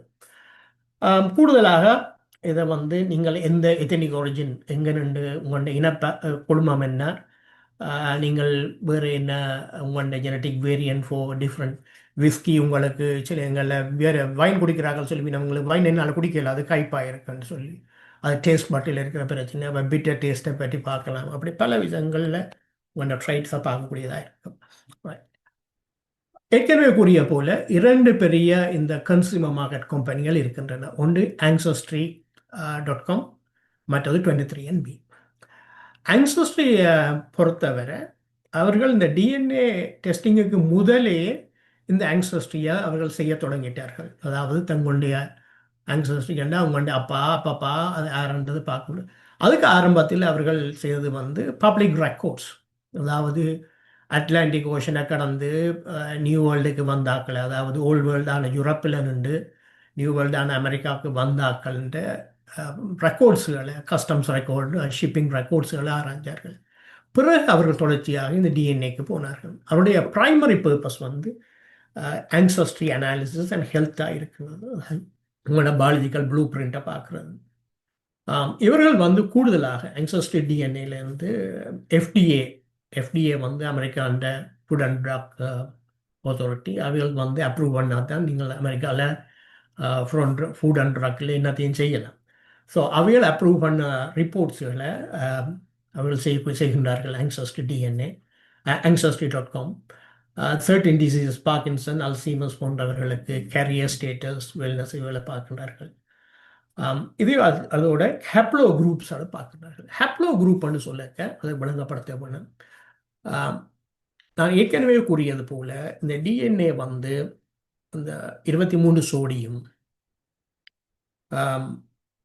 23 சோடி என்று சொல்லிக்க எந்த ஒரு மனிதர்களையும் ஒரு சோடி குரோமோசோம் 1 ஒன்று அப்பாவிலேருந்து வந்திருக்கு, மற்றது அம்மாவிலேருந்து வந்திருக்கு. ஃபாதர்லேருந்து ஒன்று, மதர்லேருந்து ஒன்று வந்தபடியே தான் 23 பேர் வருகிறது.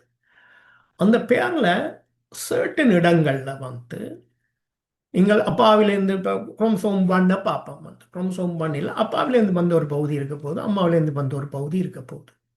ரெண்டை மிக்ஸ் பண்ணி போட்டு உங்களோட ஸ்பெர்மோ எக்குக்கு போக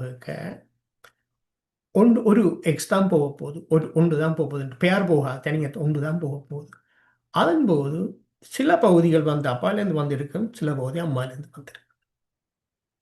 அப்போ அதை சொல்கிறது எந்த பகுதியிலேருந்து வந்தேன்னு எங்களுக்கு தெரியாது. ஆனால் அப்பாலேருந்து சர்டின் ஒரு தொகுதி வந்திருக்க போகுது, அதை அடுத்து இருக்கிற டிஎன்ஏ பகுதி வந்து அம்மாலேருந்து வந்திருக்கு, அதை அடுத்து அப்பாலேருந்து வந்திருக்கலாம்.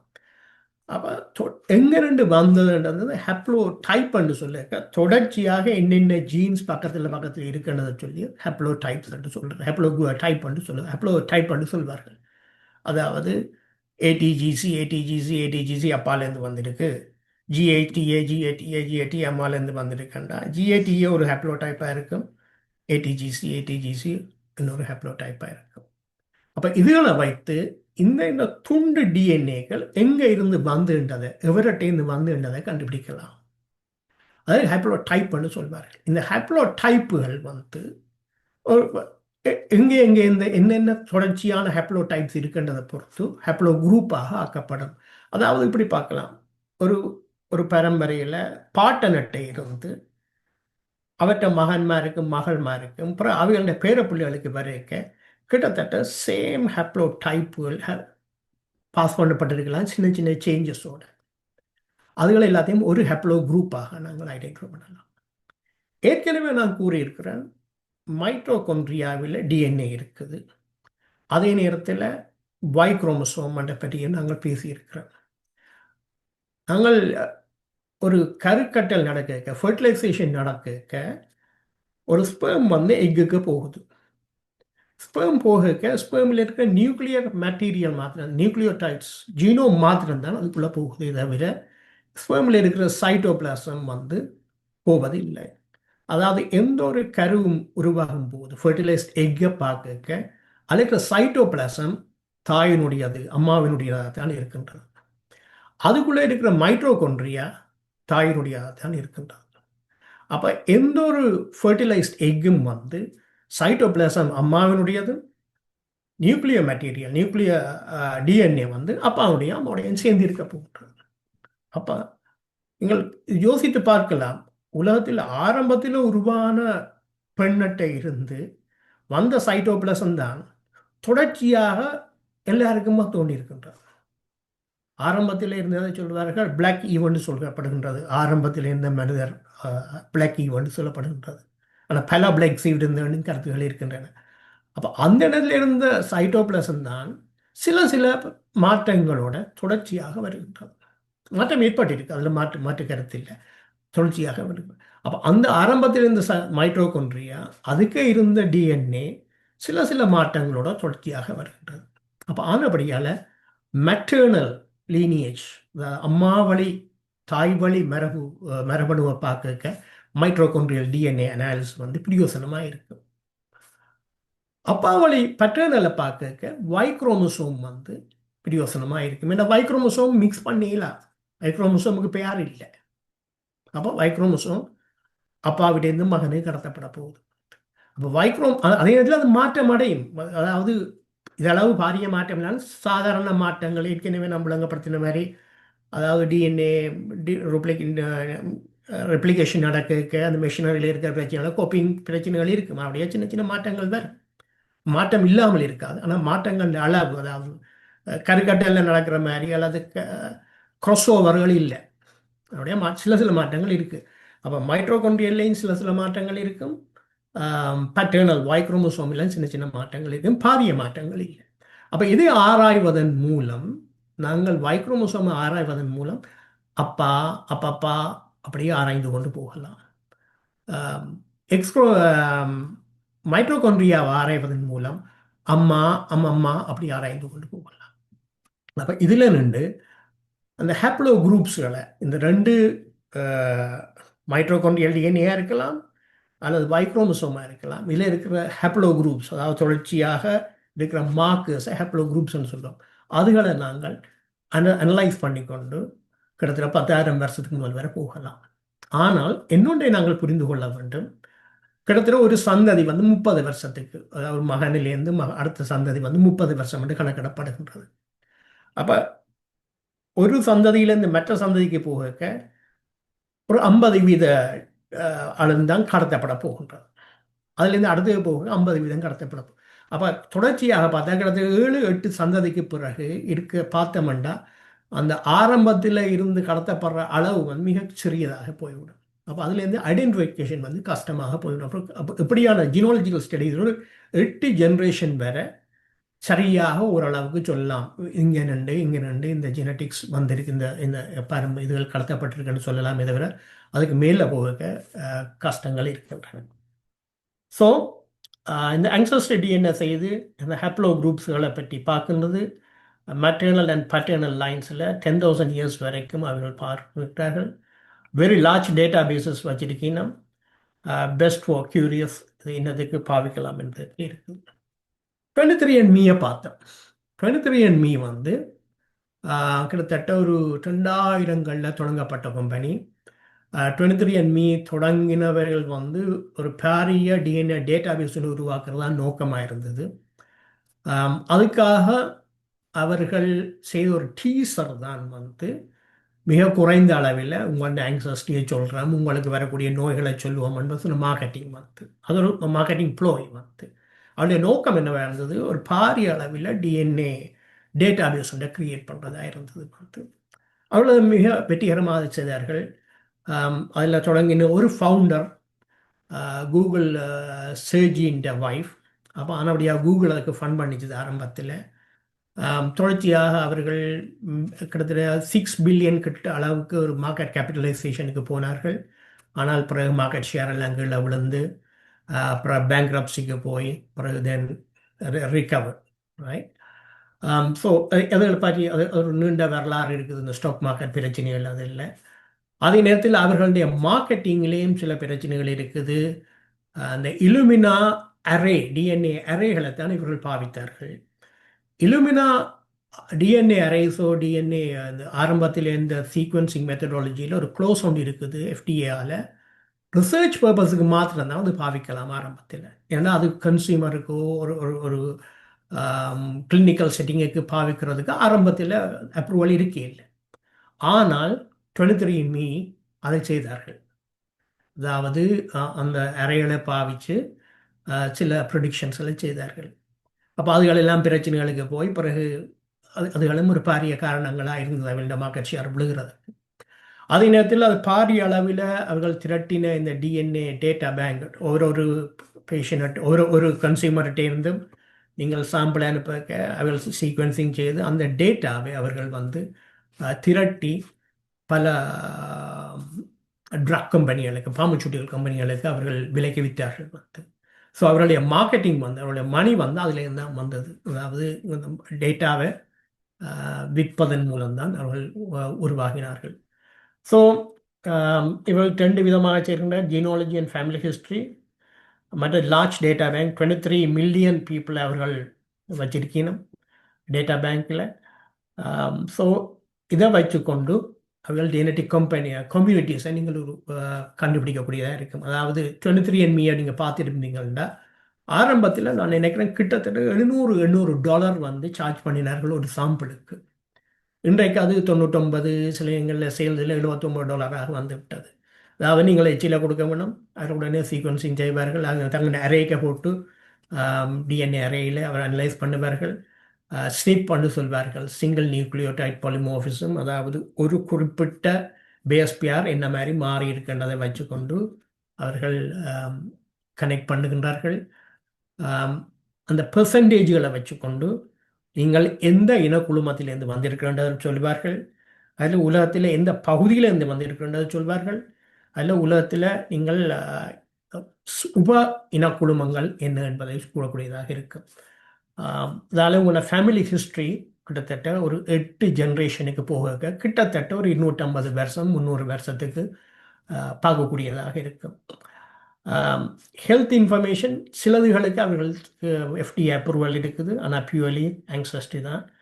நீங்கள் உங்களோட உறவினர்கள் கியூரியாசிட்டி யார் எங்கேருந்து வந்திருக்கிறீங்களோ எந்தெந்த இடத்துலேருந்து நீங்கள் எனக்கு கலப்பு நடைபெற்றிருக்கிறத பார்க்கறதுக்கு இது ஒரு அருமையான விஷயமாக இருக்கின்றது. 23andMe ஆங்ஸைட்டியையும் நாங்கள் கம்பேர் பண்ணினோம் என்றால் 23andMe வந்து கூடுதலாக ஹெல்த் அண்ட் ஆங்ஸைட்டியை பார்க்குது, ஆங்ஸைட்டி வந்து கூடுதலாக ஜீனாலஜியை பார்க்குது. 23andMe வந்து நீங்கள் கொடுக்குற ப்ரீமியம் கஸ்டமராக பெய்ட் கூடின அந்த மந்த்லி பே பண்ணுற கஸ்டமராக இருப்பீங்கன்னா உங்களோட ஹெல்த் ரிப்போர்ட்ஸ்கள் உங்களுக்கு வரும். அதாவது புது புது டிசீஸ்களுக்கு ஜெனட்டிக்கு லிங்க் பண்ணப்படாக்க அது சம்பந்தமான ஹெல்த் ரிப்போர்ட்ஸ்கள் உங்களுக்கு அனுப்பி கொண்டிருப்பார்கள். ஆங்ஸைட்டி அது செய்கிற இல்லை, ஃபேமிலி மேட்சஸும் ட்ரீ மாத்திரம் தான். எத்தினிசிட்டி டீட்டெயிலில் போக ஆங்ஸைட்டி ஹேப்லோ குரூப்புகளை 23andMe செய்யுது. ஆனால் ஆங்ஸைட்டி வந்து ரீசன்ட் ஹிஸ்ட்ரி தான் பார்க்கக்கூடியதாக இருக்குது. 23andMe டேட்டா பேஸ் வந்து வெரி லார்ஜ். ப்ரைஸஸை பார்க்க ஹெல்த்தை பொறுத்தவரை 23andMe வந்து கொஞ்சம் சார்ஜஸ் கூடதாக இருக்குது.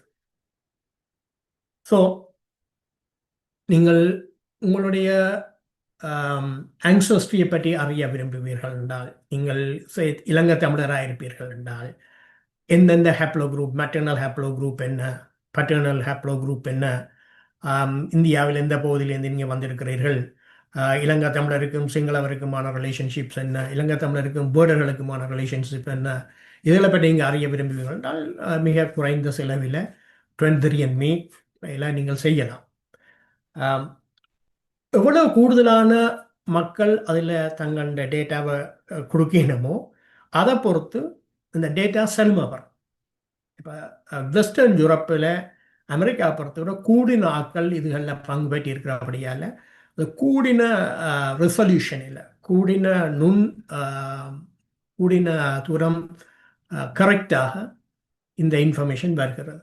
அதாவது நீங்கள் ஜெர்மனி என்ற ஜெர்மனியில் எந்த பிரதேசம், எந்த பிரதேசம் முன்ஸ்டரில் எக்ஸாக்ட்லி எங்கே, அதில் என்னென்ன கலப்போல் இருக்குது, அந்த வேறு இனக்குழுமங்கள்லாம் சரியாக வருகிறது. ஆனால் இலங்கை தமிழர் இந்த தமிழரை பொறுத்த பார்க்க அந்த அளவு தூரத்துக்கு இன்னும் ரெசல்யூஷன் ஹையாக இல்லை. என்னென்னா இங்கே நம்பர்ஸ் வந்து இந்த இதுகளில் குறைவாக இருக்கிறபடியால். ஸோ இதில் இருக்க கொஷின்ஸ் என்னென்னு பார்த்தோம்னா, பவர் உங்களுக்கு உங்களுடைய ஹெல்த்தை பற்றியும் ஹெரிட்டேஜை பற்றியும் தெரிய வரும் இதுகளில் பங்கு பெற்றதன் மூலம். அதே நேரத்தில் ஃபேமிலி ரீயூனைட் பண்ணப்படலாம், பில்டிங் கம்யூனிட்டிகள் பில்ட் பண்ணப்படலாம். அதாவது டாக்டர் புவியின் நானும் செய்து போட்டால் எனக்கு டாக்டர் புவியின் நானும் சொந்தக்காரரும் எனக்கு தெரியாது, ஆனால் எங்களை செய்தால் இதுலேருந்து கண்டுபிடிக்கப்படலாம். அப்போ இப்படியான ஃபேமிலியால் ரீயூனியன் அல்லது பில்டிங் கம்யூனிட்டிகள் பில்ட் பண்ணப்படலாம். பட் அக்ரிகேட் டேட்டா வந்து மெடிக்கல் டிஸ்கவரிஸ்க்கு ஹெல்ப் பண்ணும். உதாரணமாக இதில் பார்க்கணும் இது போட்டிருக்கிறார்கள். அதே இடத்துல இப்போ சவுத் ஏஷியன்ஸில் கூடுதலாக டயபெட்டிக் ஒரு பெரிய பிரச்சனையாக இருக்கின்றது. இந்த சவுத் ஏஷியன்ஸுக்கு என்ன எக்ஸாக்ட் ரீசன்ஸ்ன்றதை ஜெனட்டிக்கலி நாங்கள் பார்க்குறதுக்கு இந்த அக்ரிகேட் டேட்டா ஹெல்ப் பண்ணக்கூடியதாக இருக்கலாம். ஆனால் இதில் இருக்க ப்ரைவசி கன்சர்ன்ஸ் எங்களுக்கு பிரச்சனையாக இருக்குது. அதாவது data is sensitive, it is not yours, it is also your. இப்போ நான் வந்து எந்த டிஎன்ஏயை கொடுத்து 23andMe ஆங்சஸ்ட்ரியில் போக எந்த டிஎன்ஏ மாத்திரம் இல்லை, அதில் என் அப்பாண்ட டிஎன்ஏ இருக்குது, என் அப்பாவால் என் சகோதரிகள் டிஎன்ஏ இருக்குது, எங்களோட பாட்டன். அப்போ என் கசின்ஸின் எல்லாட்ட டிஎன்ஏன்ற இன்ஃபர்மேஷனும் என்ன டிஎன்ஏக்கே இருக்குது. அப்போ எந்த டிஎன்ஏ 100% எந்த டிஎன்ஏன்னு நான் சொல்லக்கூடாது, ஏன்னா அதில் பல பெற்ற பங்கு இருக்குது. அப்போ ஆனபடியால் எங்களோட உறவினர்கிட்ட டிஎன்ஏ நான் சேர்த்து கொடுக்குறதா முடியும். அப்போ அது ஒரு பெரிய ஒரு ப்ரைவசி, ஒரு டேட்டா சென்சிட்டிவ் இஷ்யூவாக இருக்குது. மற்றது இந்த கம்பெனிஸ் வந்து ரிசர்ச்சுக்காக அல்லது பார்மசூட்டிக்கல் கம்பெனிஸுக்காக அனோனிமைஸ் பண்ணி போட்டு அக்ரிகேட் டேட்டாவை கொடுக்கணும். சிலங்களை நான் அக்ரிகேட் டேட்டாவும் கொடுப்படுது. ஈவன் தோ யூ கேன் இப்போ 23andMeல நீங்கள் ஆப்ட் அவுட் பண்ணலாம், எந்த டேட்டாவை நீங்கள் ஷேர் பண்ண வேண்டாம்னு சொல்லலாம். சொன்னாலும் 3 வருஷத்துக்கு அவர் ஷேர் பண்ணுவீங்க. நீங்கள் சொன்ன டேட்டில் இருந்து 3 வருஷத்துக்கு ஸ்மால் பிரிண்டை வாசிச்சா தெரியும். 3 இயர்ஸுக்கு தே கேன் ஷேர் இட். 3 இயர்ஸுக்கு அப்புறம் டிலீட் பண்ணுவீங்க. அது வரைக்கும் they can still share it. இந்த டேட்டா பேஸில் நீங்கள் சொல்லலாம், இந்த டேட்டா பேஸ்லேருந்து இந்தியா அழிச்சு விடு, ஆனால் சொன்ன டேட்லேருந்து 3 வருஷத்துக்கு அழிக்க மாட்டார், 3 வருஷத்துக்கு அப்புறம் தான் அழிப்படும். அப்போ அந்த பீரியடில் data can be share. Law enforcement data base can be private சிலங்களில் இந்த டேட்டாக்கள் வந்து லோ என்ஃபோர்ஸ்மெண்ட்டால் பாவிக்கப்பட்டிருக்குது. ஈவன் தோ அந்த பர்பஸுக்கு கொடுக்கப்படாவிட்டாலும் லோ என்ஃபோர்ஸ்மெண்ட்டால் பாவிக்கப்பட்டிருக்குது. So in finally yes, these are good. இப்போ ஜீனோமிக்ஸ் வந்தபடியால் எங்களுக்கு எத்தனையோ விதமான நோய்களுக்கான மருந்துகள், நோய்களை மேனேஜ் பண்ணுறதுக்கான மெக்கானிசங்கள் எங்களுக்கு பெட்டராக வந்திருக்குது. எங்களோட ரிலேஷன்ஷிப்ஸுகள், அதாவது அக்ரிகல்ச்சர், பல துறைகளில் ஜீனோமிக்ஸ் ஹெல்ப் பண்ணது எங்களுக்கு. கிளினிக்கல் டெஸ்டிங், கன்சியூமர் டெஸ்டிங், இதுகளெல்லாம் பிரயோசனமாக எங்களுக்கு இருக்குது. ஆனால் எல்லாம் இப்போ கன்சியூமர் டெஸ்டிங்கை நாங்கள் ஒரு காலம் ஒரு மெடிக்கல் டயக்னோசிஸாக பார்க்கக்கூடாது, அதில் கவனமாக இருக்கணும். இப்போ 23andMeயில் இருக்கிற ஹெல்த் ரிப்போர்ட்ஸில் இருக்கிறத வச்சுக்கொண்டு நாங்கள் ஒரு மெடிக்கல் கன்க்ளூஷனுக்கு போகக்கூடாது. அது ஒரு மெடிக்கல் ப்ராக்டிஸ் தான் செய்ய வேண்டிய விஷயம். ஸோ நீங்கள் எப்படி உங்கள்ட எல்லா டீட்டெயிலும் எப்படி உங்கள்ட பர்சனல் ப்ரைவேட் இன்ஃபர்மேஷன், உங்களோட பெயராகட்டும், உங்களோட பேங்க் டீட்டெயில்ஸ் ஆகட்டும், உங்களோட டேட் ஆஃப் பர்த் ஆகட்டும், உங்களோட ஹெல்த் கார்டு, இதுகள் உங்களோட ப்ரைவேட் இன்ஃபர்மேஷனும் அதே போல் தான் டிஎன்ஏயும். அப்போ நீங்கள் அதை விளங்கி கொண்டு கன்சர்ன் கொடுக்கணுமே தவிர விளங்காமல் கன்சர்ன் கொடுக்கக்கூடாது. அது ஒரு முக்கியமான ஒரு பெரிய பிரச்சனை. அப்போ நீங்கள் விளங்காமல் கன்சர்ன் கொடுக்க அது ஒரு நேரத்தில் உங்களுடைய இன்சூரன்ஸையோ உங்களுக்கான பல துறைகளை அது பாதிக்கக்கூடிய ஒரு வாய்ப்பே ஏற்படலாம். அதை விளங்கிக் கொள்ளும். Future is integrative. அப்போ ஃபியூச்சர் சயின்ஸையோ ரிசர்ச்சை பார்க்க எல்லாத்தையும் சேர்த்து இப்போ இப்படியான anxiety detail, health detail, clinical detail எல்லாத்தையும் சேர்த்தா வந்து அதால் பர்சனலைஸ்ட் மெடிசின், பர்சனலைஸ்ட் ஒவ்வொருவருக்கும் டார்கெட்டட் மெடிகேஷன் செய்யக்கூடிய, டார்கெட்டட் ட்ரீட்மெண்ட் செய்யக்கூடிய வாய்ப்பு வரலாம். அதுக்காகத்தான் கடந்த 20-25 வருஷமாக மெடிக்கல் கம்யூனிட்டி பர்சனலைஸ்ட் மெடிசனில் மில்லியன்ஸ் ஆஃப் டாலர்ஸ் செலவழித்து கொண்டு இருக்கின்றது. சில டிசீஸுக்கு பர்சனலைஸ் மெடிசன், இந்த கேன்சருக்கெல்லாம் பர்சனலைஸ் மெடிசன் தான் செய்ய வேணும். ஏன்னா ஒவ்வொரு டிஃப்ரெண்ட் டைப் ஆஃப் கேன்சர் ஒவ்வொருவருக்கும் இருக்கிற சரியான வித்தியாசம். ஸோ அதுகளுக்கு ஒரு பெரிய வாய்ப்பாக அமையலாம். ஸோ இதோட நான் நினைக்கிறேன் முடிவு செய்கிறேன் நண்டு. ஸோ தேங்க்யூ டாக்டர் புவி. இதை இன்ட்ரடியூஸ் பண்ண சசிவன் மற்ற ஆடியன்ஸுகளுக்கு நான் நன்றி சொல்கிறேன். கிட்டத்தட்ட நான் ஒரு 45-50 நிமிஷம் எடுத்திருக்கிறேன்னு நினைக்கிறேன்.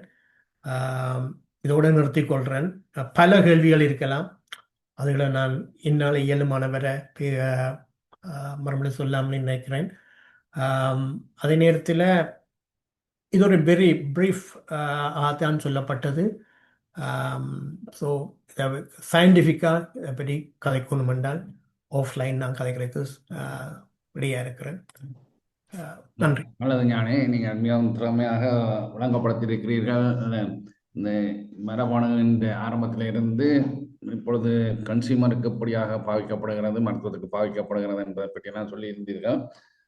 நாங்கள் இந்த டவுன் சிண்ட்ரோம் ஸ்க்ரீனுக்கு எப்போலேருந்து பாவிச்சு கொண்டு வரோம். இந்த மற்றது இப்போ சிக்கல் செல் டிசீஸுக்கு ட்ரீட்மெண்ட்டாகவே ஜெனட்டிக் ட்ரீட்மெண்ட் இங்கே தொடங்கி இருக்கிறேனும். சிஸ்டிக் ஃபைப்ரோசிஸுக்கு ட்ரீட்மெண்ட்டாக இதன்றிருக்கிறோம். அதற்கெல்லாம் முந்தைய ஒரு ட்ரீட்மெண்ட்டும் இல்லாமல் மிகவும் கஷ்டப்பட்ட வருத்தங்கள். பல விதங்களில் இந்த ஜெனட்டிக் ஸ்டடீஸ் விஞ்ஞானத்தில் பெரிய மாற்றத்தை உண்டாக்கி கொண்டு வர்றது. கூடுதலாக இந்த இனிமேல் பிற்காலத்திலும் இதன் வளர்ச்சி பல மாற்றங்களை உண்டாக்கும் என்பது தெரிகிறது. நாங்கள் இந்த பாப்புலேஷன் ஃபேமிலி ட்ரீஸை பற்றி, நாங்கள் இந்த தமிழர்களுடைய ஃபேமிலி ட்ரீஸை பற்றியும் நீங்கள் இதில் இந்த 2 கம்பெனிஸின் இதை பற்றியும் விளங்கப்படுத்தியிருக்க, அதனால் நட்ட லாபங்களை பற்றியும் எந்த முயற்சி எடுத்தாலும் அது நல்லதும் இருக்கும் தீமையும் இருக்கும். இப்போ ஏஐ எடுத்தாலும் அதுதான் அணு கொண்டு அது குண்டாக பாவிச்சிருக்கிறார்கள். அதே நேரம் அட்டமிக் எனர்ஜி எவ்வளோ நல்ல விஷயங்களுக்கு பாவிக்கப்பட்டு என்று வருகிறது. நாங்கள் உங்களிடம் கேட்டது நல்லது, நீங்கள் அதை வடிவாக வழங்கப்படுத்தீர்கள். எமது ஈழத்தமிழர் நாங்கள் எவ்வாறு ஒரு கிட்டத்தட்ட ஒரு பியூரான ஒரு சொசைட்டியாக தான் இருந்தது. பெரிசாக கலப்பில்லைன்றது, சில கலப்புகள் அந்த காலத்தில் இருந்திருக்கும்.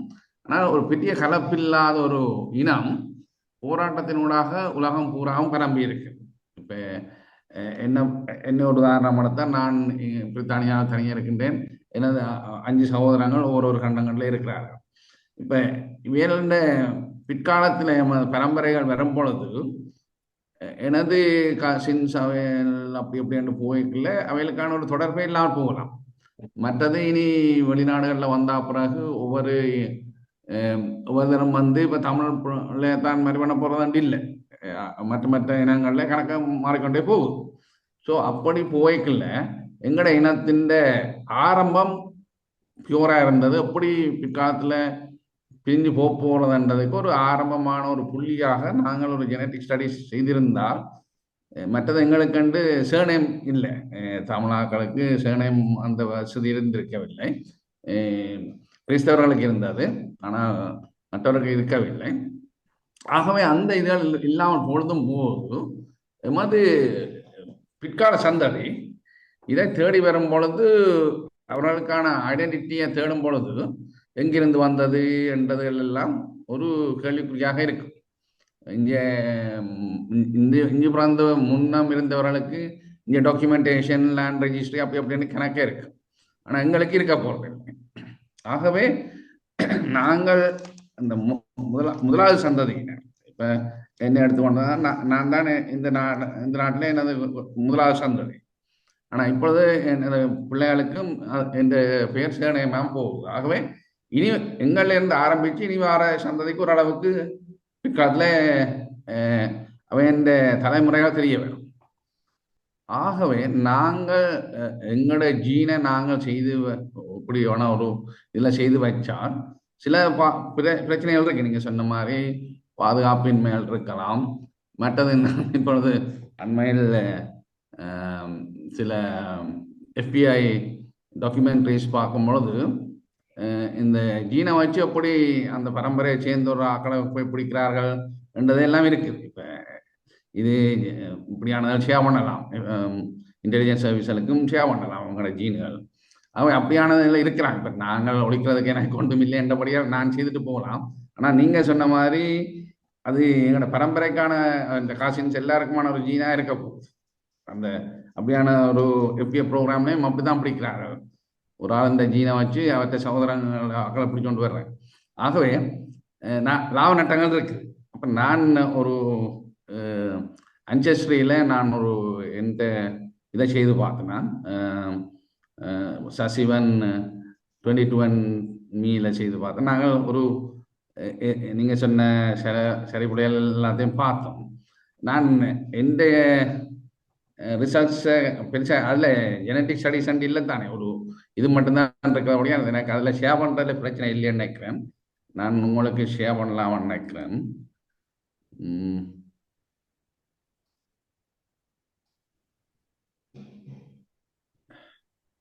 இதில் இது அன்செஸ்ட்ரியில் DNA ரிசர்ச் எப்படி வாரதுன்றதை உங்களுக்கு ஒரு எக்ஸாம்பிளாக காட்டலாம். இவர் இவ்வளோ நேரமும் ஞானி விளங்கப்படுத்தினது. எனக்கு 3 பரம்பரைக்கான பெயர் இருக்குது. எனக்கு கார்த்திகேசு, சின்னத்தம்பி, ஆர்மம், புவிநாதன். ஆகவே இதில் அன்செஸ்டர் ரீஜன் அண்டு முதலாவது DNA ரிப்போர்ட்டில் தருவினோம் எங்கேருந்து நாங்கள் வந்ததுண்டு ஒரிஜினல்.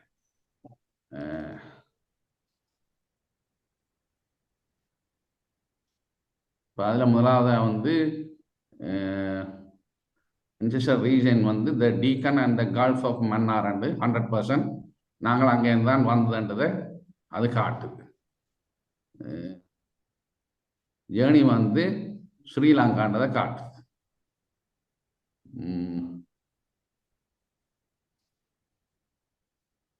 அதில் எப்படி இந்த 2 பேர் வரதில் பற்றி நீங்கள் சொல்லியிருந்தீங்க, 1 by 1. மற்றது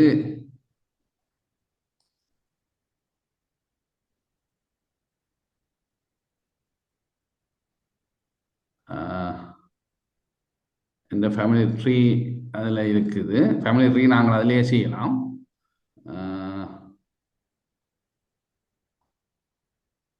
மற்றது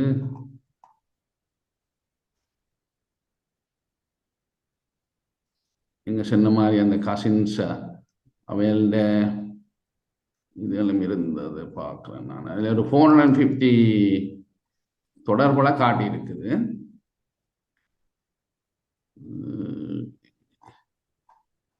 அதில் எனக்கு தெரிய ஒரு ஆள் தான் எனக்கு தெரிஞ்ச ஒரு ஆள் அதில் செகண்ட் கசின்ன்றதை காட்டி இருக்குது.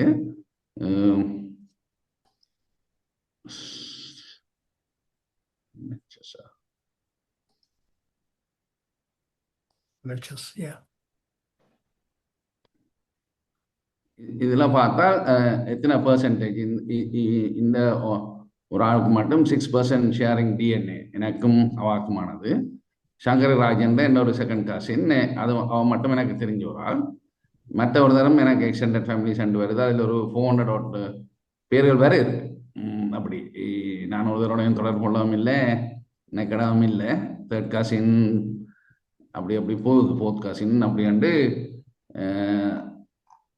சொல்லிடணும். அப்போ இந்த நீங்கள் சொன்ன மாதிரி இப்படியான இது செய்யல நாங்கள் மற்றவரோட தேடிக்கொண்டு போகலாம். எங்களோட அந்த ஃபேமிலி ட்ரீயை செய்கிறதுக்கும் வசதியாக இருக்கும்.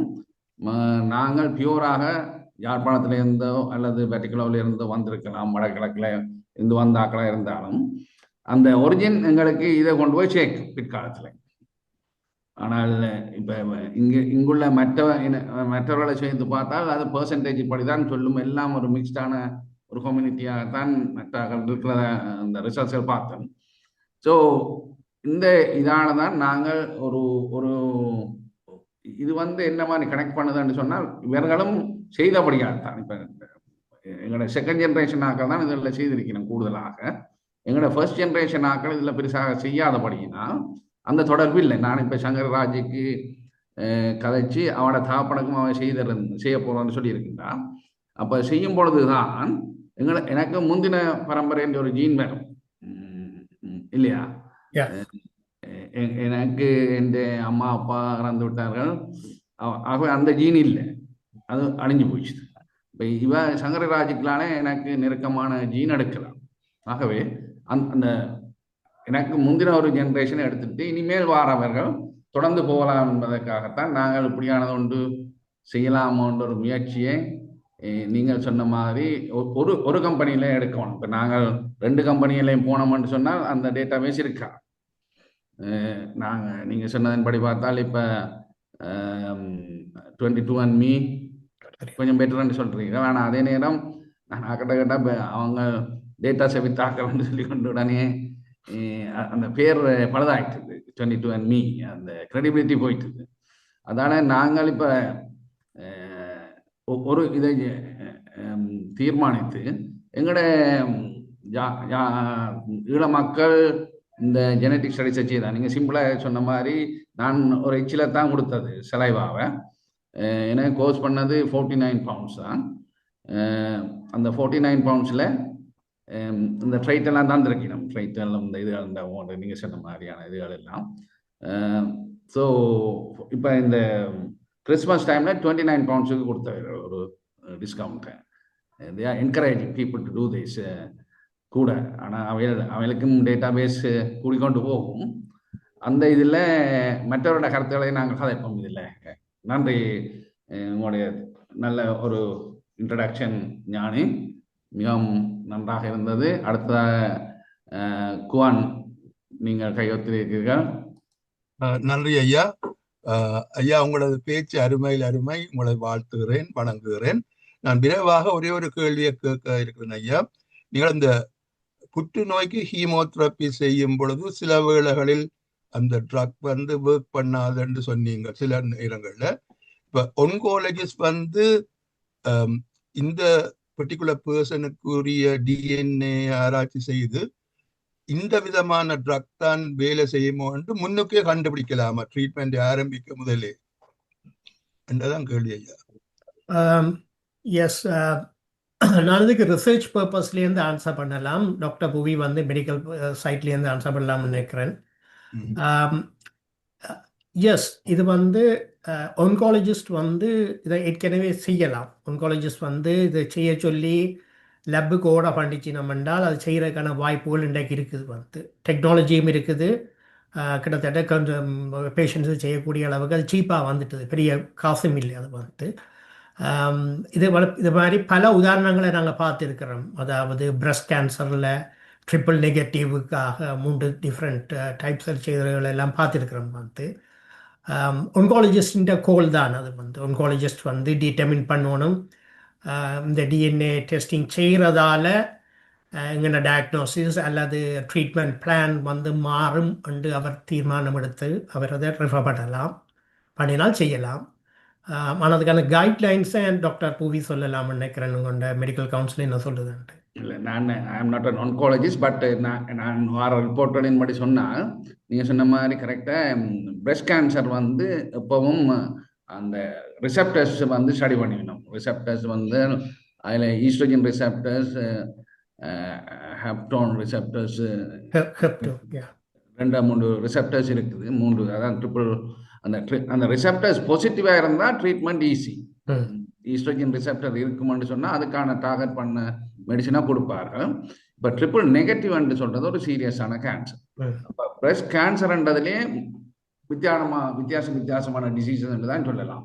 அதுக்கான ட்ரீட்மெண்ட்டும் டிஃப்ரெண்ட், ப்ரோக்னோசிஸும் டிஃப்ரெண்ட். இப்போ ட்ரிபிள் நெகட்டிவ்ன்றது ஒரு ப்ரோக்னோசிஸ் பேடான கேன்சர். இதுகள் கிளினிக்கல்ல இப்போ எல்லாருக்கும் செய்வாங்க. பிரஸ்ட் கேன்சர் வர எல்லாருக்குமே அது செய்யணும். மற்ற கேன்சருக்கு பெருசாக செய்வதாக எனக்கு தெரியவில்லை.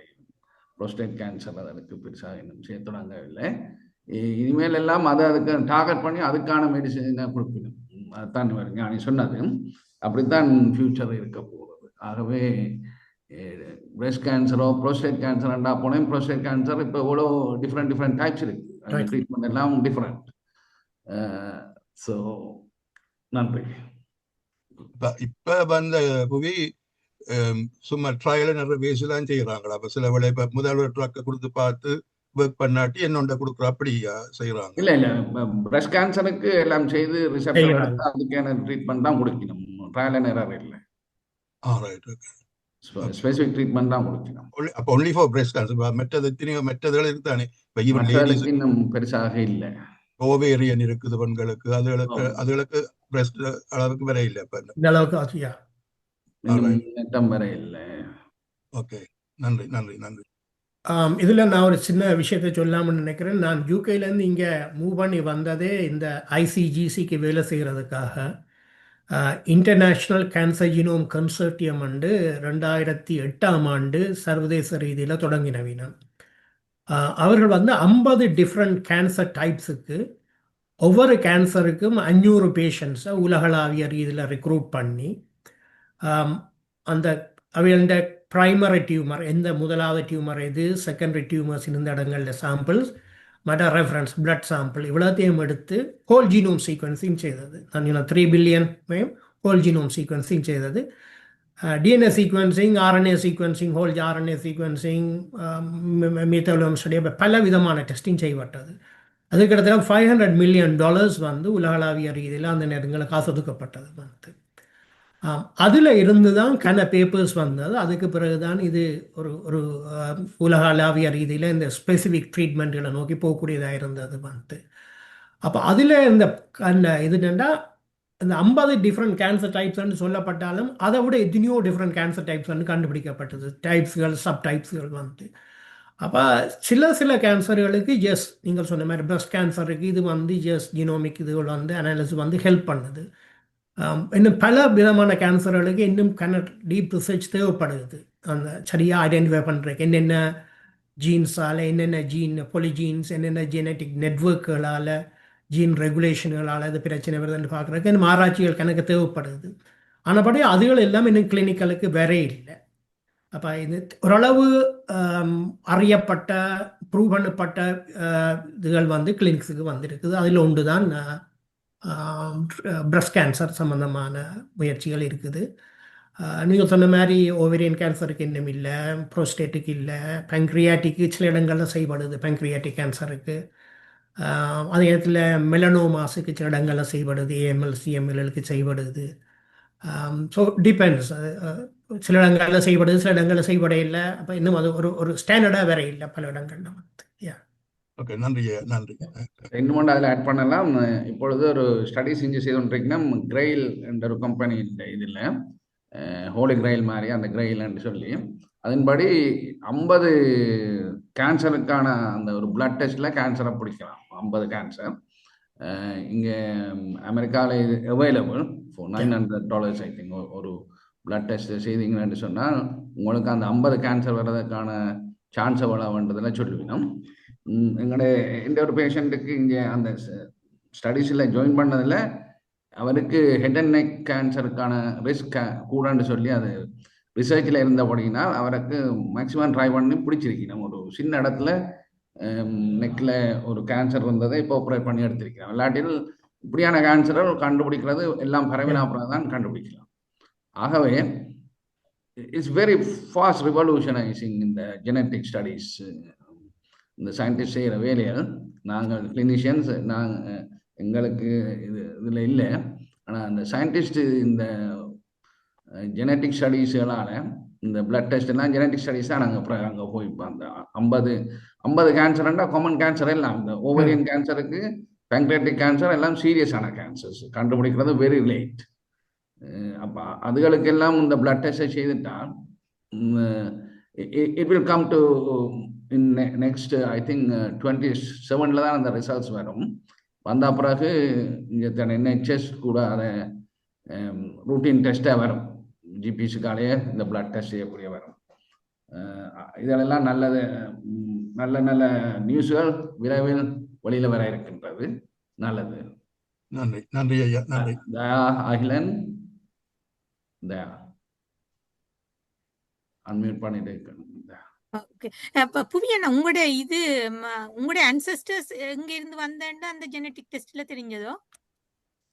அதுல நான் இந்தியாவிலேயோ காட்டினேன் தானே, அது யாழ்ப்பாணத்துலேருந்து வந்தேன்றதை சொல்லுது அது. சொல்லுது. ஆனா இந்தியாவோ நாங்க இந்த இடம் தஞ்சாவூர் அப்படி ஒன்று இல்லை சொல்லாது.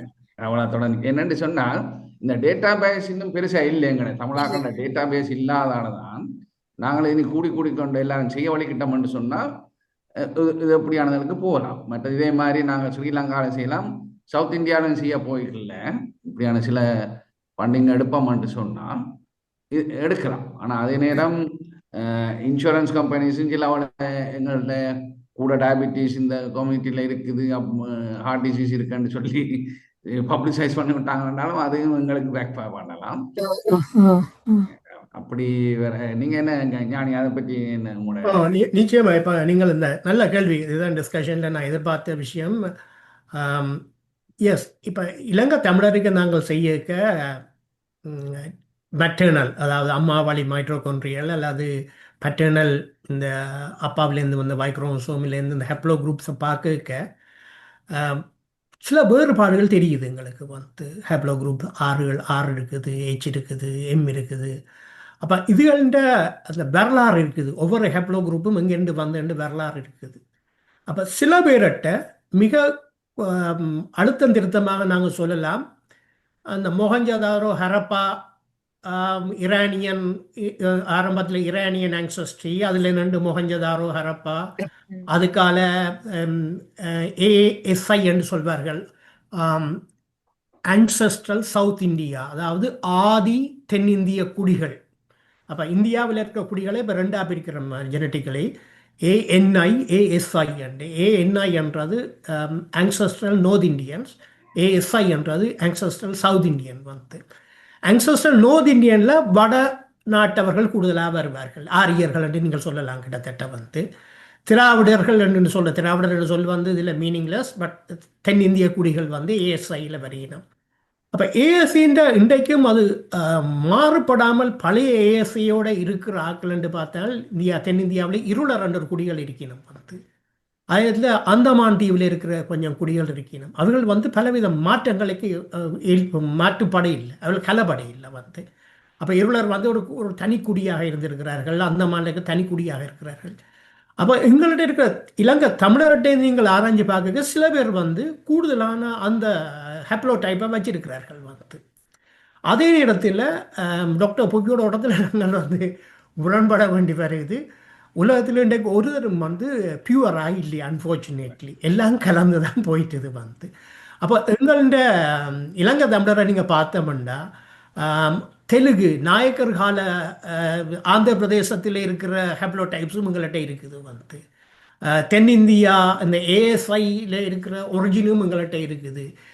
அதே தென் மாநிலங்கள், இதாவது இந்தியாவுடைய தென் மாநிலமான மதுரை ஏரியாவில் இருக்கிற ஹெப்ளோ டைப்ஸும் எங்கள்கிட்ட இருக்குது. அதில் கேரளா சைட்டில் இருக்கிற ஹெப்ளோ டைப்ஸும் எங்கள்கிட்ட இருக்குது. ஒரு குறிப்பிட்ட அளவு எங்களில் குஜராத், ஹரியானா பஞ்சாபி பக்கங்கள் கூட சில அளவுகள் சில பேர்கிட்ட இருக்குது. அப்போ இதில் என்னத்தை சொல்லுதுன்னு சொன்னால், உண்மையாக நாங்கள் எல்லாம் கலந்த ஒரு இனம்தான், நாங்கள் பியூர் ஒன்று இல்லை. ஆனால் நாங்கள் தமிழர், அதில் மாற்று கருத்து இல்லை. இன்றைக்கு தமிழராக இருக்கிறோம். ஆனால் அந்த ஆங்சஸ்ட்ரியில் பலவிதமான இனக்குழுமங்கள், இன்றைக்கு ஆந்திராவில் இருக்கிறார்களும் எங்களோட ஏதோ விதத்தில் கசின்ஸ் தான், லாங் லாஸ்ட் கசின்ஸ் தான் எங்கள்கிட்ட. அதே நேரத்தில் இலங்கை தமிழரையும் பேர்டரையும் சிங்களவரையும் நீங்கள் பார்த்தீங்கன்னா, இலங்கை தமிழருக்கும் சிங்களவருக்குமான ஹெப்ளோ டைப் குரூப்பில் மிக கூடிய ஒற்றுமை இருக்குது. பேர்டரோட கம்பேர் பண்ணுங்க. இலங்கை பேர்டர் ஒரு தனித்துவமான குழுவமாக இருக்கணும், என்ன கலப்படாத படிக்கால் கூடுதலான அளவில் ஆனால் சிங்களத்தையும் தமிழ்ஸையும் பார்த்தோம் என்றால் நியாயமான நெருக்கங்கள் இருக்குது. ஆனால் வித்தியாசம் கண்டுபிடிக்கலாம், ஹெப்ளோ டைப்லேருந்து குரூப்பிலேருந்து வித்தியாசங்கள் கண்டுபிடிக்கலாம். மற்ற டாக்டர் புவி சொன்ன அடுத்த விஷயம், ஒரு முக்கியமான விஷயம், எஸ், எவ்வளோத்துக்கு நாங்கள் டேட்டாவை உள்ளுக்கு போடணுமோ, இத்தனை பேர் அதில் பங்கு பற்றினமோ அவ்வளோத்துக்கு கரெக்டாக வரப்போகுது. அப்போ எங்களுக்கு இன்றைக்கு அநேகமாக சவுத் இந்தியான்னு சொல்லப்படுதே தவிர, சவுத் இந்தியாவில் மதுரையோ திருச்சியோ கன்னியாகுமரியோ அல்ல திருவனந்தபுரமோ அல்லது கடப்பாவோ நீங்களும் சரியாக கோவையோன்னு சொல்லப்படுறது இல்லை. காரணம் என்ன? அந்த டேட்டா இல்லை இங்கே வந்து. அப்போ டேட்டாக்கள் வேற வேற வேற இது செலுமப்படும், அதாவது ஆங்சஸ்ட்ரி செலுமப்படும் என்பது சரியாக இருக்கும். நன்றி. வேறு யார் கையெழுத்திருந்தீங்கள்? டாக்டர் நான் தான் அது இந்த இந்த பிளட் கேன்சர் வந்து அதில் முக்கியமாக இந்த லுக்கீமியா நீங்கள் யூகே போகிறதில் தமிழாக்கள் கொஞ்சம் பேர் அதில் ஸ்ட்ரகிள் பண்ணவே அந்த டைமில் இந்த ஸ்டெம் செல் டொனேஷன் கேம்பெயின் எல்லாம் செய்து நாங்கள் அந்த மேட்சிங் டோனர் கண்டுபிடிக்கிறதுக்காண்டி நிறைய ஸ்ட்ரகிள். அதில் முக்கியமாக இங்கே அந்த நீங்கள் கேள்விப்பட்டிருப்பீங்கள் அந்த டிகேஎம்எஸ் அந்த ஸ்டெம் செல் ரெஜிஸ்ட்ரிஸ், மற்றது ஆந்தனி நோலன் என்று சொல்லி அவங்களாம் அந்த ரெஜிஸ்ட்ரிஸ் வச்சுருக்கிறாங்க. ஸோ அதில் நாங்கள் தமிழாக்களை போய் அதில் ரெஜிஸ்டர் பண்ணி டொனராக சேருங்கன்னு சொல்லி 2-3 டைமில் கேம்பெயின் செய்யுது. ஆனால் என்னை பொறுத்தவரையில் அது ஆல்மோஸ்ட் நாங்கள் அதில் வந்து ஒரு இது எங்களுக்கு அந்த மேட்சிங்காக கிடைக்கல. நியர்லி என்னை பொறுத்தவரை இது வரைக்கும் ஒரு 50,000 to 60,000 ஆட்கள் அதில் ரெஜிஸ்டர் பண்ணியிருப்பேன் நினைக்கிறேன். ஆனால் அவங்க இந்த கதைச்சல் அளவில் அவை வந்ததை சொல்லி நம்ம என்ன சொன்னால், எஸ்பெஷலி இந்த சவுத் ஏஷியன்ஸ் இந்த மேட்சிங் வந்து சரியான குறைவாக தான் இருக்குன்னு சொல்லி. இப்போ எந்த கொஷினும் சொன்னால் ஓகே, அவை உண்மையாக சவுத் ஏஷியன் வந்து அதில் ரெஜிஸ்டர் பண்ணி அதில் ரெக்கார்ட்ஸ் கீப்பப் பண்ணுறதுல கொஞ்சம் குறைவு தான் வெஸ்டர்னோட ஒப்படைக்கல. எந்த கொஷின் வந்து இப்போ டெக்னாலஜி வைஸாக அட்வான்ஸாக போய்க்கல. இப்போ நீங்கள் டிஎன்ஏ அதில் பற்றிலாம் கதைக்கிறீங்க, அந்த டிஎன்ஏ எடிட் பண்ணுற அந்த இதெல்லாம் உலகம் மாறிக்கொண்டிருக்கு. அந்த டைம்களில் இதுகளுக்கான வாய்ப்புகள் எப்படி இருக்கும் இந்த ஸ்டெம் செல் ஃபியூச்சரில் வந்து அந்த ஸ்டெம் செல் ட்ரீட்மெண்ட் அதுகளுக்கு? ஸ்டெம் செல் டைப்பிங் அந்த இதில் கொடுக்க வேண்டியது மிக மிக முக்கியமான விஷயம். அதில் மாற்று கருத்து இல்லை. எப்படி ஆரம்பங்களில் பிளட் பேங்க் முக்கியமோ இன்றைக்கு அது மாதிரி இந்த செல் டைப்பிங் அந்த பேங்க்குகள் மிக மிக முக்கியமான விஷயம். நிச்சயமாக நான் நினைக்கிறேன் 2-3 தடைகள் எங்களுக்கு இருக்குது உண்மையாக பார்த்தோம்னா இந்த அப்டேக்கில் வந்து. ஒன்று வந்து இப்போ 23andMe பல லாபங்கள் பல நன்மைகள் வந்திருக்குது, அது மறக்கிறதுக்கு இல்லை வந்து. அதே நேரத்தில் அந்த நட்டங்கள் என்னென்னு பார்த்தோம்னா டேட்டா பிரீச் நடந்திருக்குது. டேட்டாவே அவைகள் வந்து அந்த ஸ்மால் பிரிண்டில் 3 வருஷத்துக்கு நீங்கள் அழிக்க சொல்லியும் அழிக்க மாட்டேன்னு கொண்டு ஷேர் பண்ணுற பிரச்சனைகள் இருக்குது. அப்போ இதால் 6 பில்லியனுக்கு போன கம்பெனி கடைசியில் 200 மில்லியனுக்கும் விலைக்கு பிரச்சனை பட்டு இருக்குது வந்து, ரைட்? அப்போ இதால் அந்த ட்ரஸ்ட் வந்து லூஸ் பண்ணினோம் வந்து. ஒரு கொமர்ஷியலாக கணக்க போக அந்த ட்ரஸ்ட் லூஸ் பண்ண கன்சியூமர்ஸ் அதுக்கு போகிறதுக்கான அப்டேக்கள் வந்து குறைவாக இருக்குது வந்து.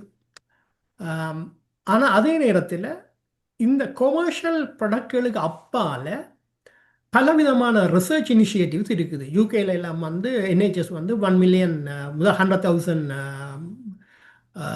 நினைக்கிறேன் ஜீனோம் இங்கிலாந்து வந்து 100,000 பேஷண்ட்ஸுக்கு சீக்வன்சிங் செய்தது இப்போ 1 மில்லியனாக செய்ய போகுது வந்து. ஸோ அதில் வந்து கிட்டத்தட்ட நான் நினைக்கிறேன் 1 மில்லியன் 100,000 நினைக்கிறேன் 1000 பேர் ஸ்ரீலங்கன் தமிழ் ஈடுபட்டிருக்கேன் அந்த ரெஜிஸ்ட்ரியில் வந்து. அது சீக்வன்சிங் இருக்கவே முடிஞ்சது. அப்படி இனிஷியேட்டிவ்களில் இந்த அப்டேக் கொஞ்சம் கொஞ்சமாக கூடுதலாக வருமானு எதிர்பார்க்குறேன். இப்போ ஆரம்பத்தில் ஒரு பகுதி சொல்லுவார்கள், யாழ்ப்பாணத்துக்கு ட்ரெயினோடு உடத்தவங்க ட்ரெயின் வேண்டாம், ட்ரெயின் வந்து பிடிச்சி போடும் மக்களேன்னு சொல்லி போட்டு யாழ்ப்பாணத்தார் ஓடினார்கள் என்று படிகள் இருக்குது. ஆனால் ட்ரெயின் வந்து சாதாரணமாக வந்த கதைகள் இருக்குது. அதே போலத்தான் இந்த ஆரம்ப ஹிக்கப்ஸ்கள் இருக்குது, அதாவது கொமர்ஷியல் கம்பெனிகள்ட பிரச்சனைகள் இப்படியான பிரச்சனை இருக்குதான் இந்த டெஸ்டிங்கின் நிகழ்தகவுகள் கூடிக்கொண்டு போகும். அதாவது டெஸ்டிங் பர்பஸ்கள் கூடி இந்த கோஸ்ட்டுகள் குறைஞ்சி இது ஒரு ஜென்ரல் ரூட்டீன் ஆகி கொண்டு போக இதுக்கான அப்டேக் கூட இருக்குமென்னு நான் நினைக்கிறேன் வந்து. அதே நேரத்தில் இந்த AI ரெவல்யூஷன் வந்து கன வேலைகளை செய்யுது. இப்போ LLM நீங்கள் எல்லாம் ChatGPTயில் எல்லாரும் பாவிக்கிறார்கள். இந்த LLM வந்து இந்த எங்கே இந்த ஜீனோமிக்ஸ் ஃபீல்டுலேயும் LLMகள் உருவாக்கப்படுது இந்த நேரத்தில் வந்து.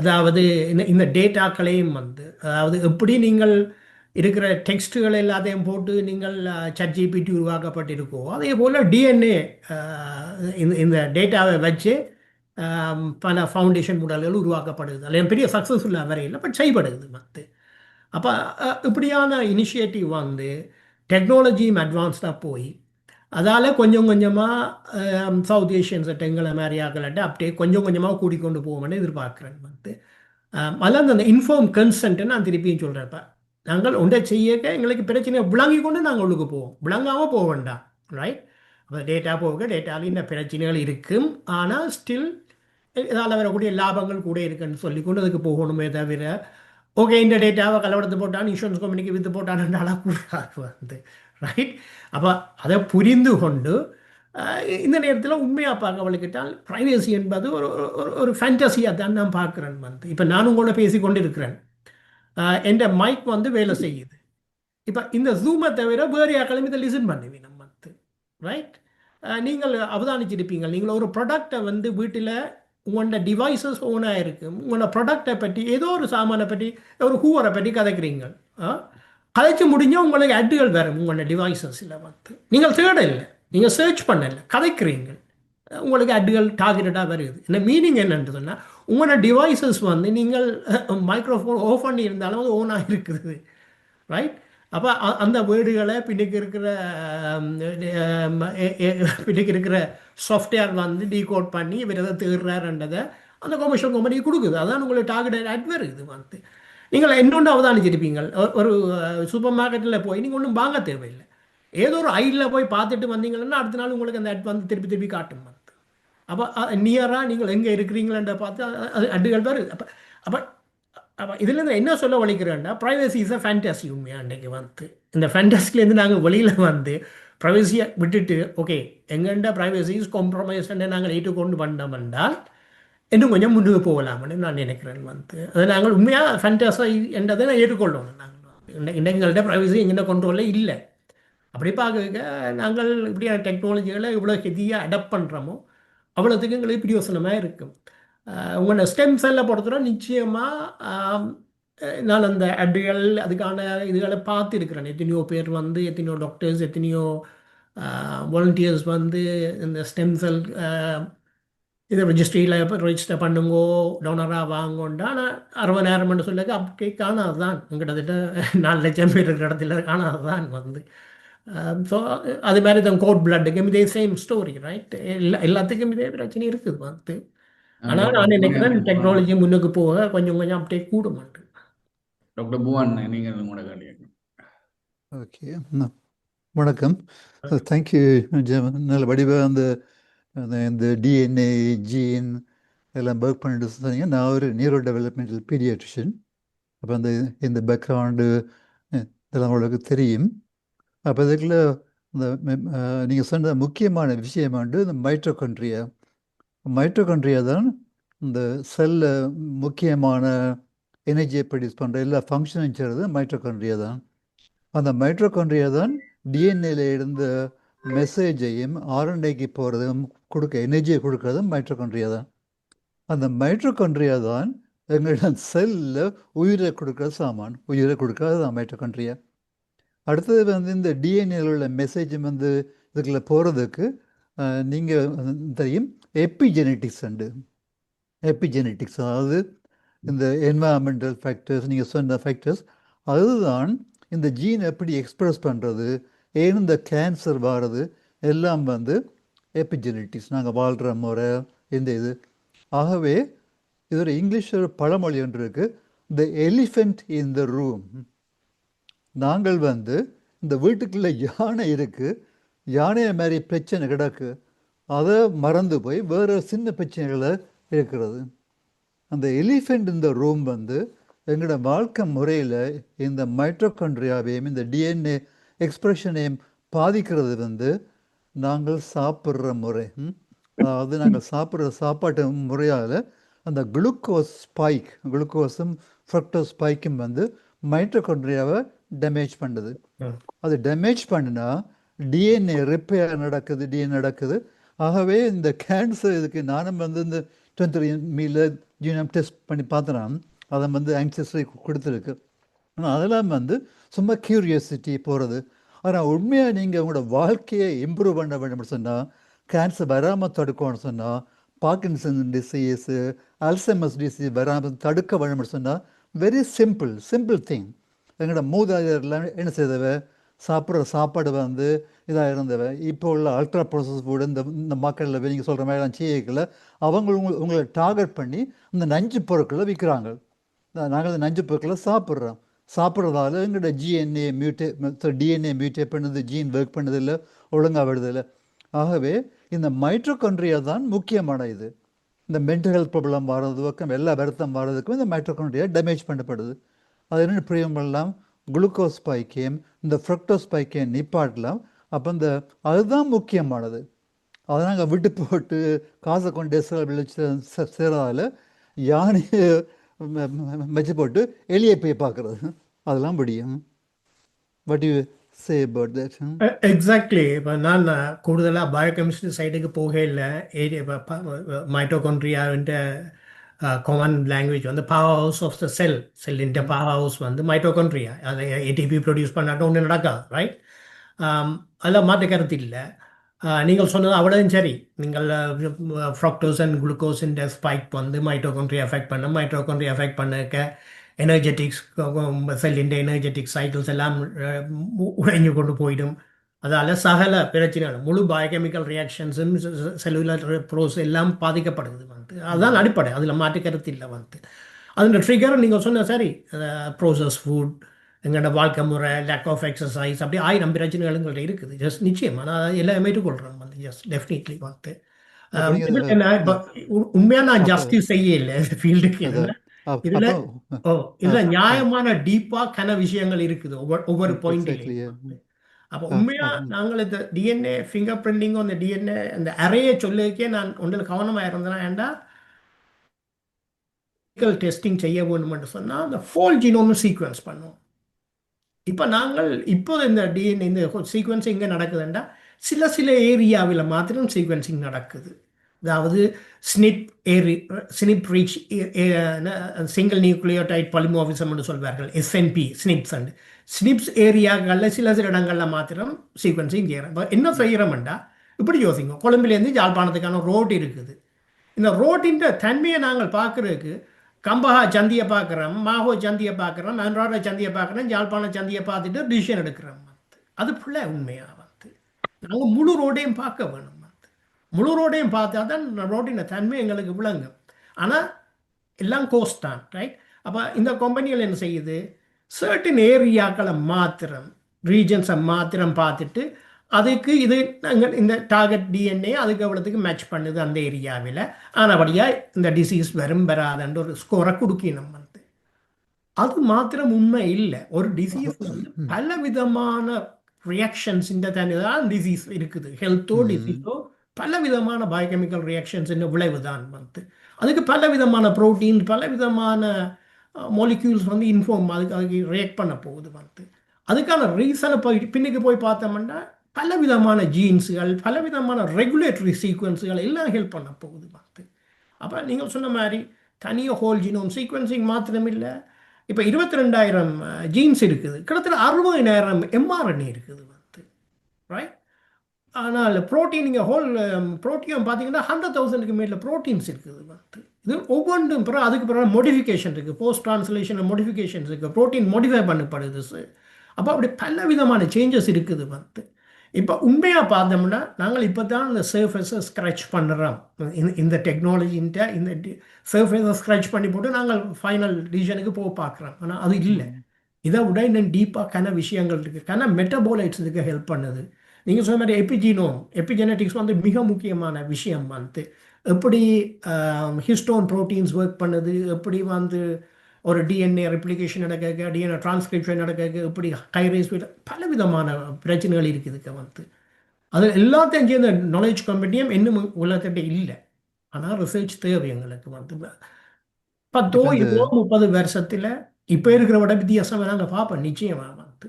ஆனால் நீங்கள் உடனடியாக கிளினிக்கலி ஜஸ்ட் நீங்கள் சொன்னால் அவ்வளோ அப்சல்யூட்லி ஜெம்ஸ், ஜஸ்ட் 100% அக்செப்ட் பண்ணுறேன். நான் ஒரு உதாரணத்தை நான் தொடர்ந்து யோசிக்கிறேன்னா என்றா, ஒரு காலத்தில் பூத கண்ணாடி இல்லாமல் இருக்க கண்ணால் தான் பார்த்தேன். பூத கண்ணாடி வரைக்கும் கொஞ்சம் பெருசான விஷயங்களை பார்த்தோம். மைக்ரோஸ்கோப் வரைக்கும் நாங்கள் பாக்டீரியா பார்க்கக்கூடியதாக இருந்தது. எலக்ட்ரான் மைக்ரோஸ்கோப் வரைக்கும் அட்டாமிக் லெவலில் பார்க்கக்கூடியதாக இருக்குது. அப்போ அப்படித்தான் ரிசர்ச்சும் டெவலப்மெண்ட்டும் வர வர வர நாங்கள் எங்கண்ட பார்வைகளும் ரிஃபைன் பண்ணி பண்ணி பண்ணி மைன்யூட் ஆகி கொண்டு போகும். அந்த சிஸ்டமிக் லெவலில் பார்வைகள் வரும். நீங்கள் சொன்ன மாதிரி எலிஃபென்ட் இந்த ரூமில் இன்னொரு விஷயம், நாங்கள் யானையின் வாழை மாத்திரம் பார்த்துட்டு யானையை பற்றி கதைச்சு கொண்டிருக்கிறோம். யானை பல பாகங்களை கொண்டது, ரைட்? அப்போ இன்னும் தெரியாத விஷயங்கள் இருக்குது. இந்த மெட்டபாலைட்ஸ் எப்படி ஒர்க் பண்ணுது, மெட்டபோலம் எப்படி ஒர்க் பண்ணுது, மைக்ரோபயோம் என்று கேள்விப்பட்டிருப்பீர்கள். வயிற்றில் இருக்கிற பாக்டீரியாக்கள் எப்படி பிரெயின் கட் ஆக்சிஸை பாதிக்குது, அதால் எப்படி டிசீஸ் ஸ்டேட்டுக்கு போகுது, ஓட்டிசத்துக்கும் இதுக்குமான ரிலேஷன்ஷிப், பல விதமான பிரச்சனைகள் இருக்குது. Just definitely thank you for your contribution.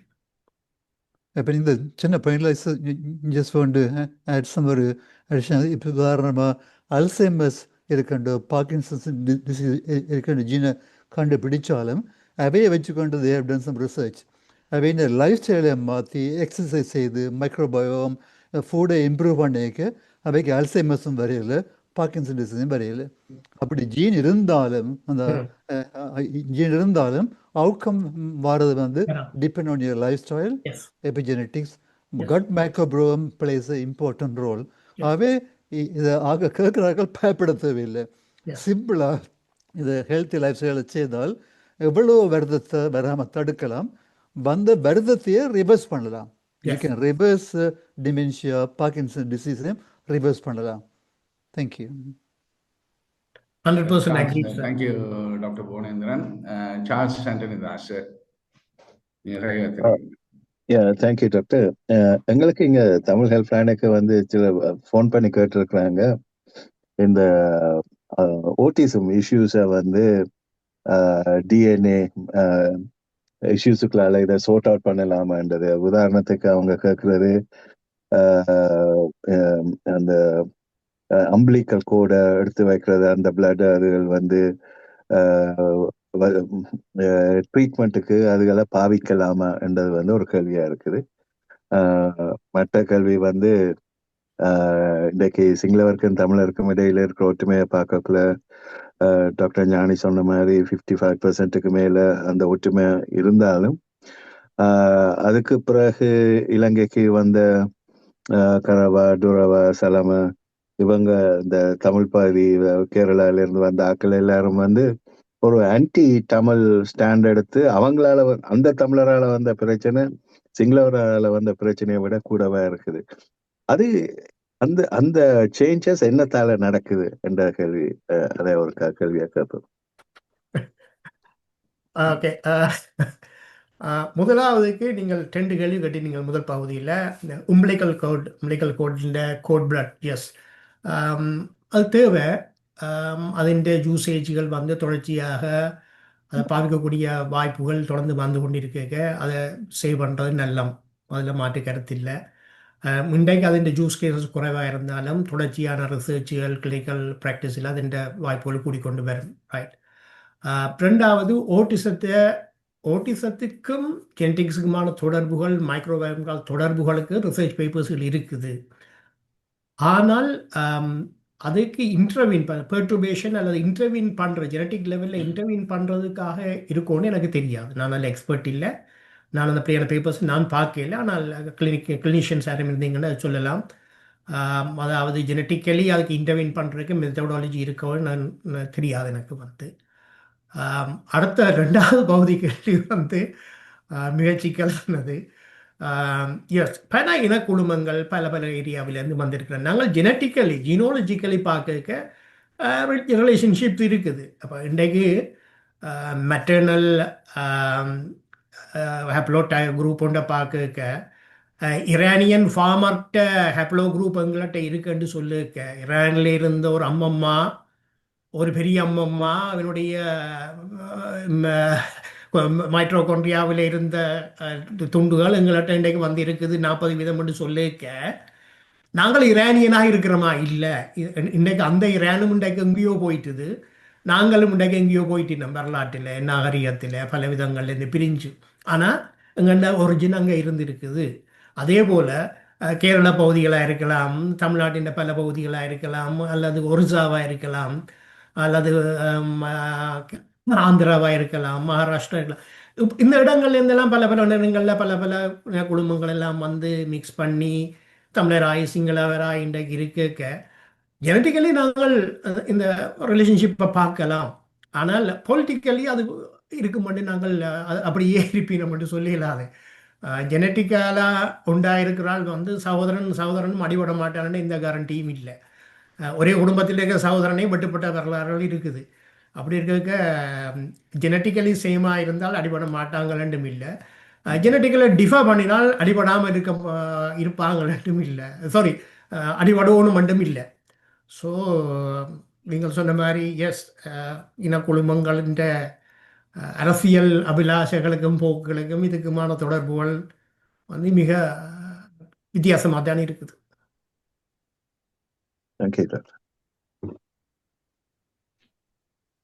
Thank you. வேறு யாராவது கேள்விகள் இருந்தால் கேட்கலாம். எல்லாத்தையும் நிறைவு செய்யலாம். நாங்கள் போயிட்டுது. சசிவன் நிற்கிறார். ஒரு காமெண்ட் எதுவும் வேறு மட்டும் இதை பார்த்தேன். சசிவன்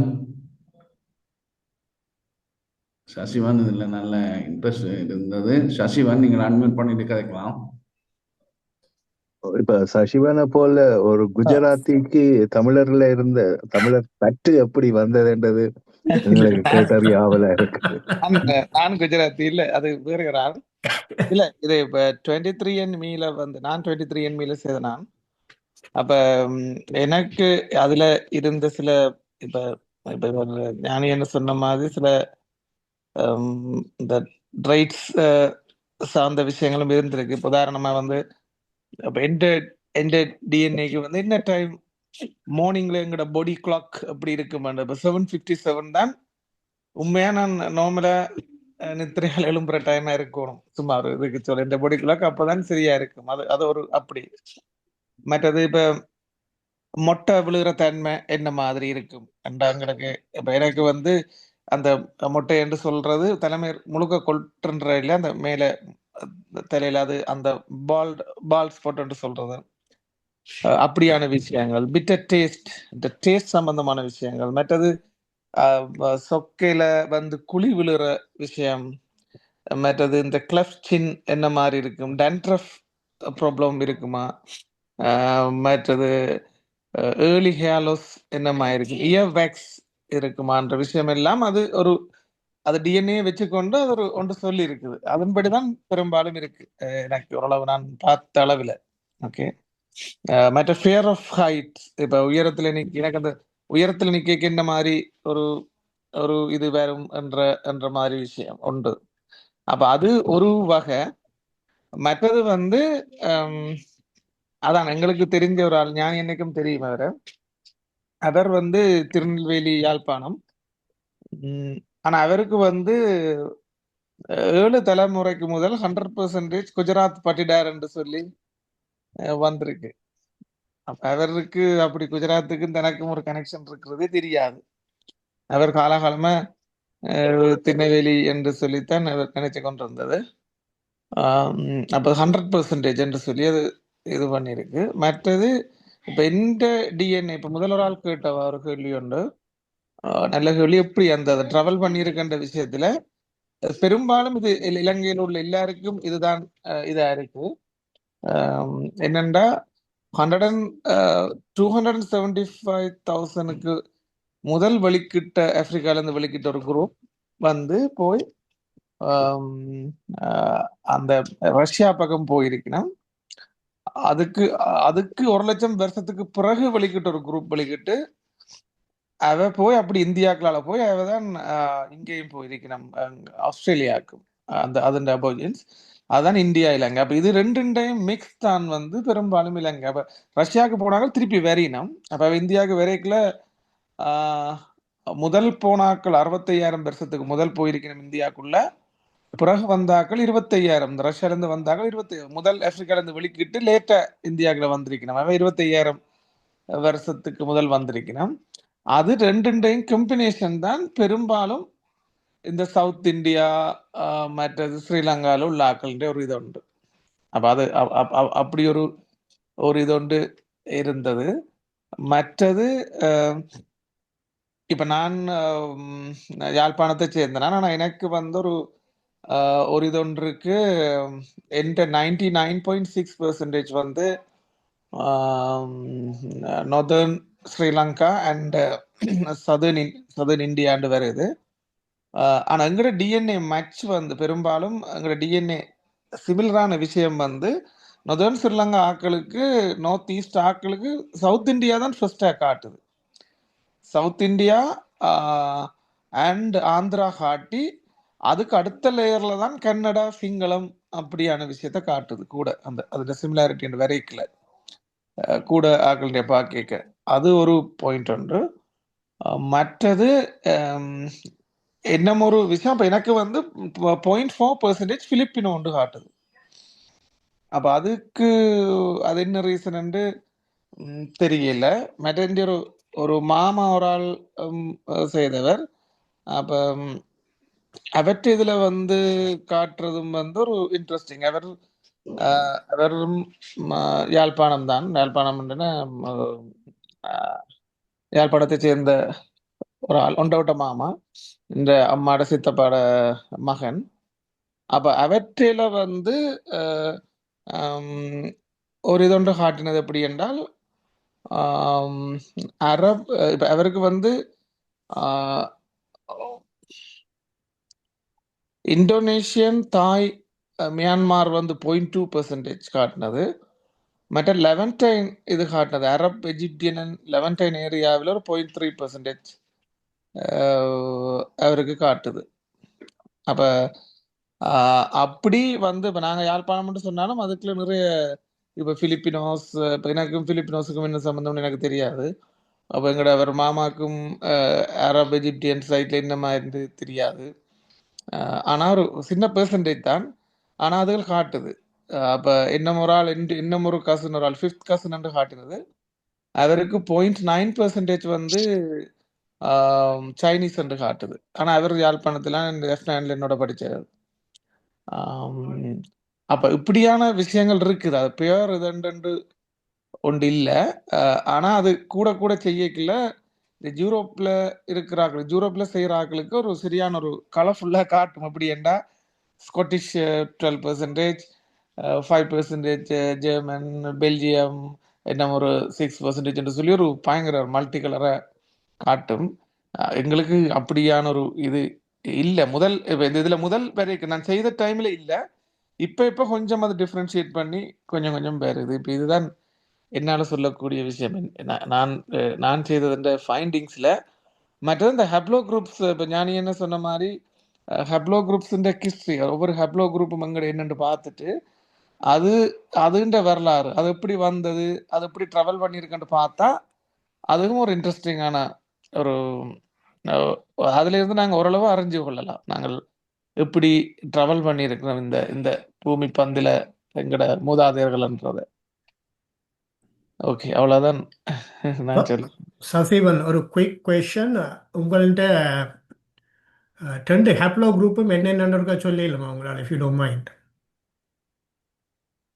மைட்ரோகாண்ட்ரியலும் என்ன, பேட்டர்னல் என்னன்னு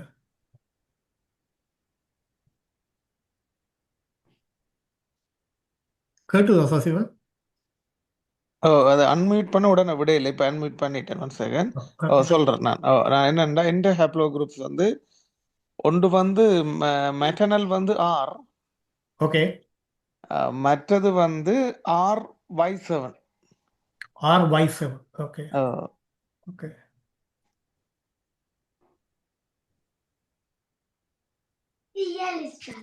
இப்போ வேறு யாரும் இதில் செய்தாக்கள் இருக்கணுமோ தெரியாது. இப்போ ஹெப்ளோ குரூப் யூ அல்லது டி எல்லாம் பார்த்தோம் என்றால் அது நிச்சயமாக நாங்கள் சொல்லலாம் வெஸ்ட் யூரேசியன் ஹெப்ளோ குரூப்ஸ்கள் வந்து, அதாவது ஈரானுக்கால, பிறகு மொகஞ்சதாரோ, ஹரப்பா, அதுகளுக்கால மராத்தி ஏரியாக்கால கீழே வந்த குரூப்ஸ் சொல்லலாம் வந்து.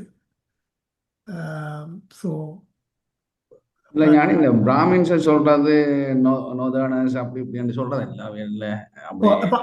அதுதான் அந்த ANI வந்து அதைத்தான் சொல்லப்படுது. ஆங்சஸ்ட்ரல் நோர்த் இந்தியன் குரூப்ஸ்கள் வந்து பிராமின்ஸ், இந்த கூடுதலா பிராமின்ஸ் சொல்லப்படுது வந்து. அது எம்பரா மிக்ஸ் பண்ணப்பட்டிருக்கு. ஆனால் பிராமின்ஸ் ஒரு அளவுக்கு டைட்டான குரூப்பாக தான் இருக்கணும், கணக்கு சேஞ்சஸ் இல்லை அதுகளுக்கு வந்து.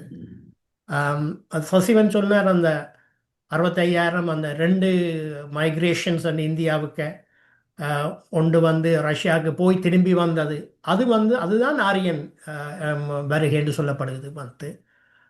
அதுக்கு முதல் வந்தது தான் ASI, ஆங்சஸ்ட்ரல் சவுத் இந்தியன் வருகை என்று சொல்லப்படுது.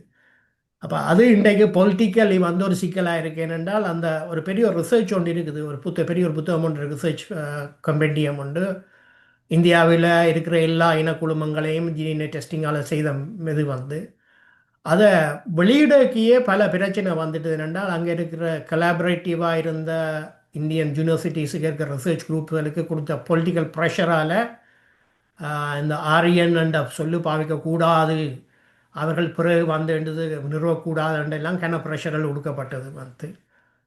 அப்படியெல்லாம் பொலிட்டிக்கலி கன பிரச்சனைகள் இருக்குது இந்த ஸ்டடி செய்கிறது இல்லை. ஏன்னா அந்த கவர்மெண்ட்களுக்கு அதில் விருப்பங்கள் இல்லை பெருசாக வந்து. ஸோ அதையும் கூறிக்கொள்ளணும் இல்லை. Yeah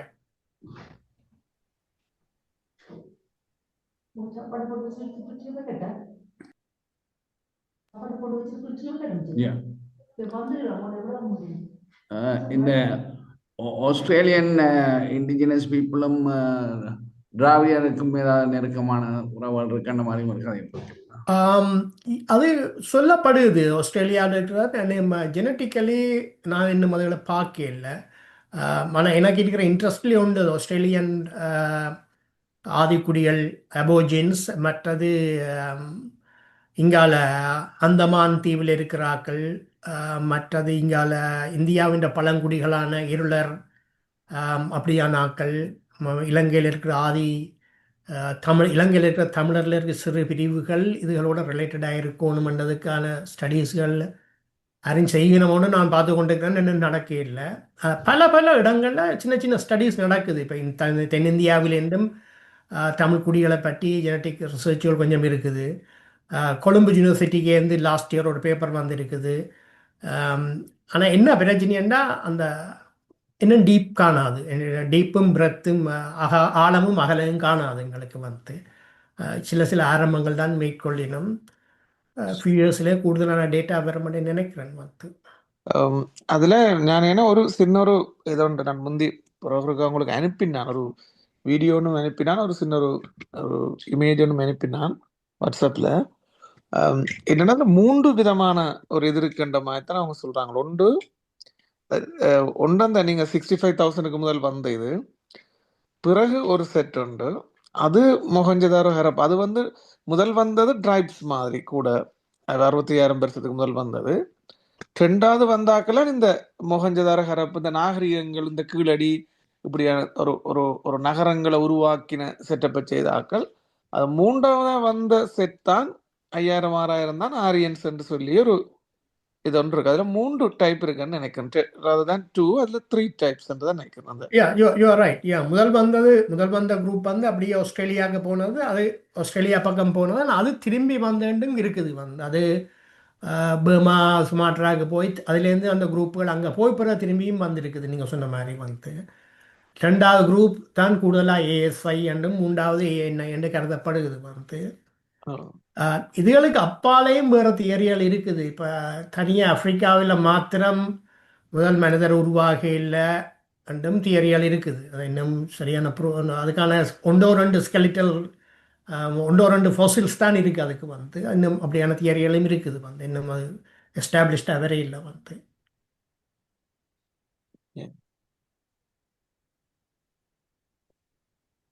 thank you ஞானே. இன்ட்ரெஸ்டிங் டாக் இது.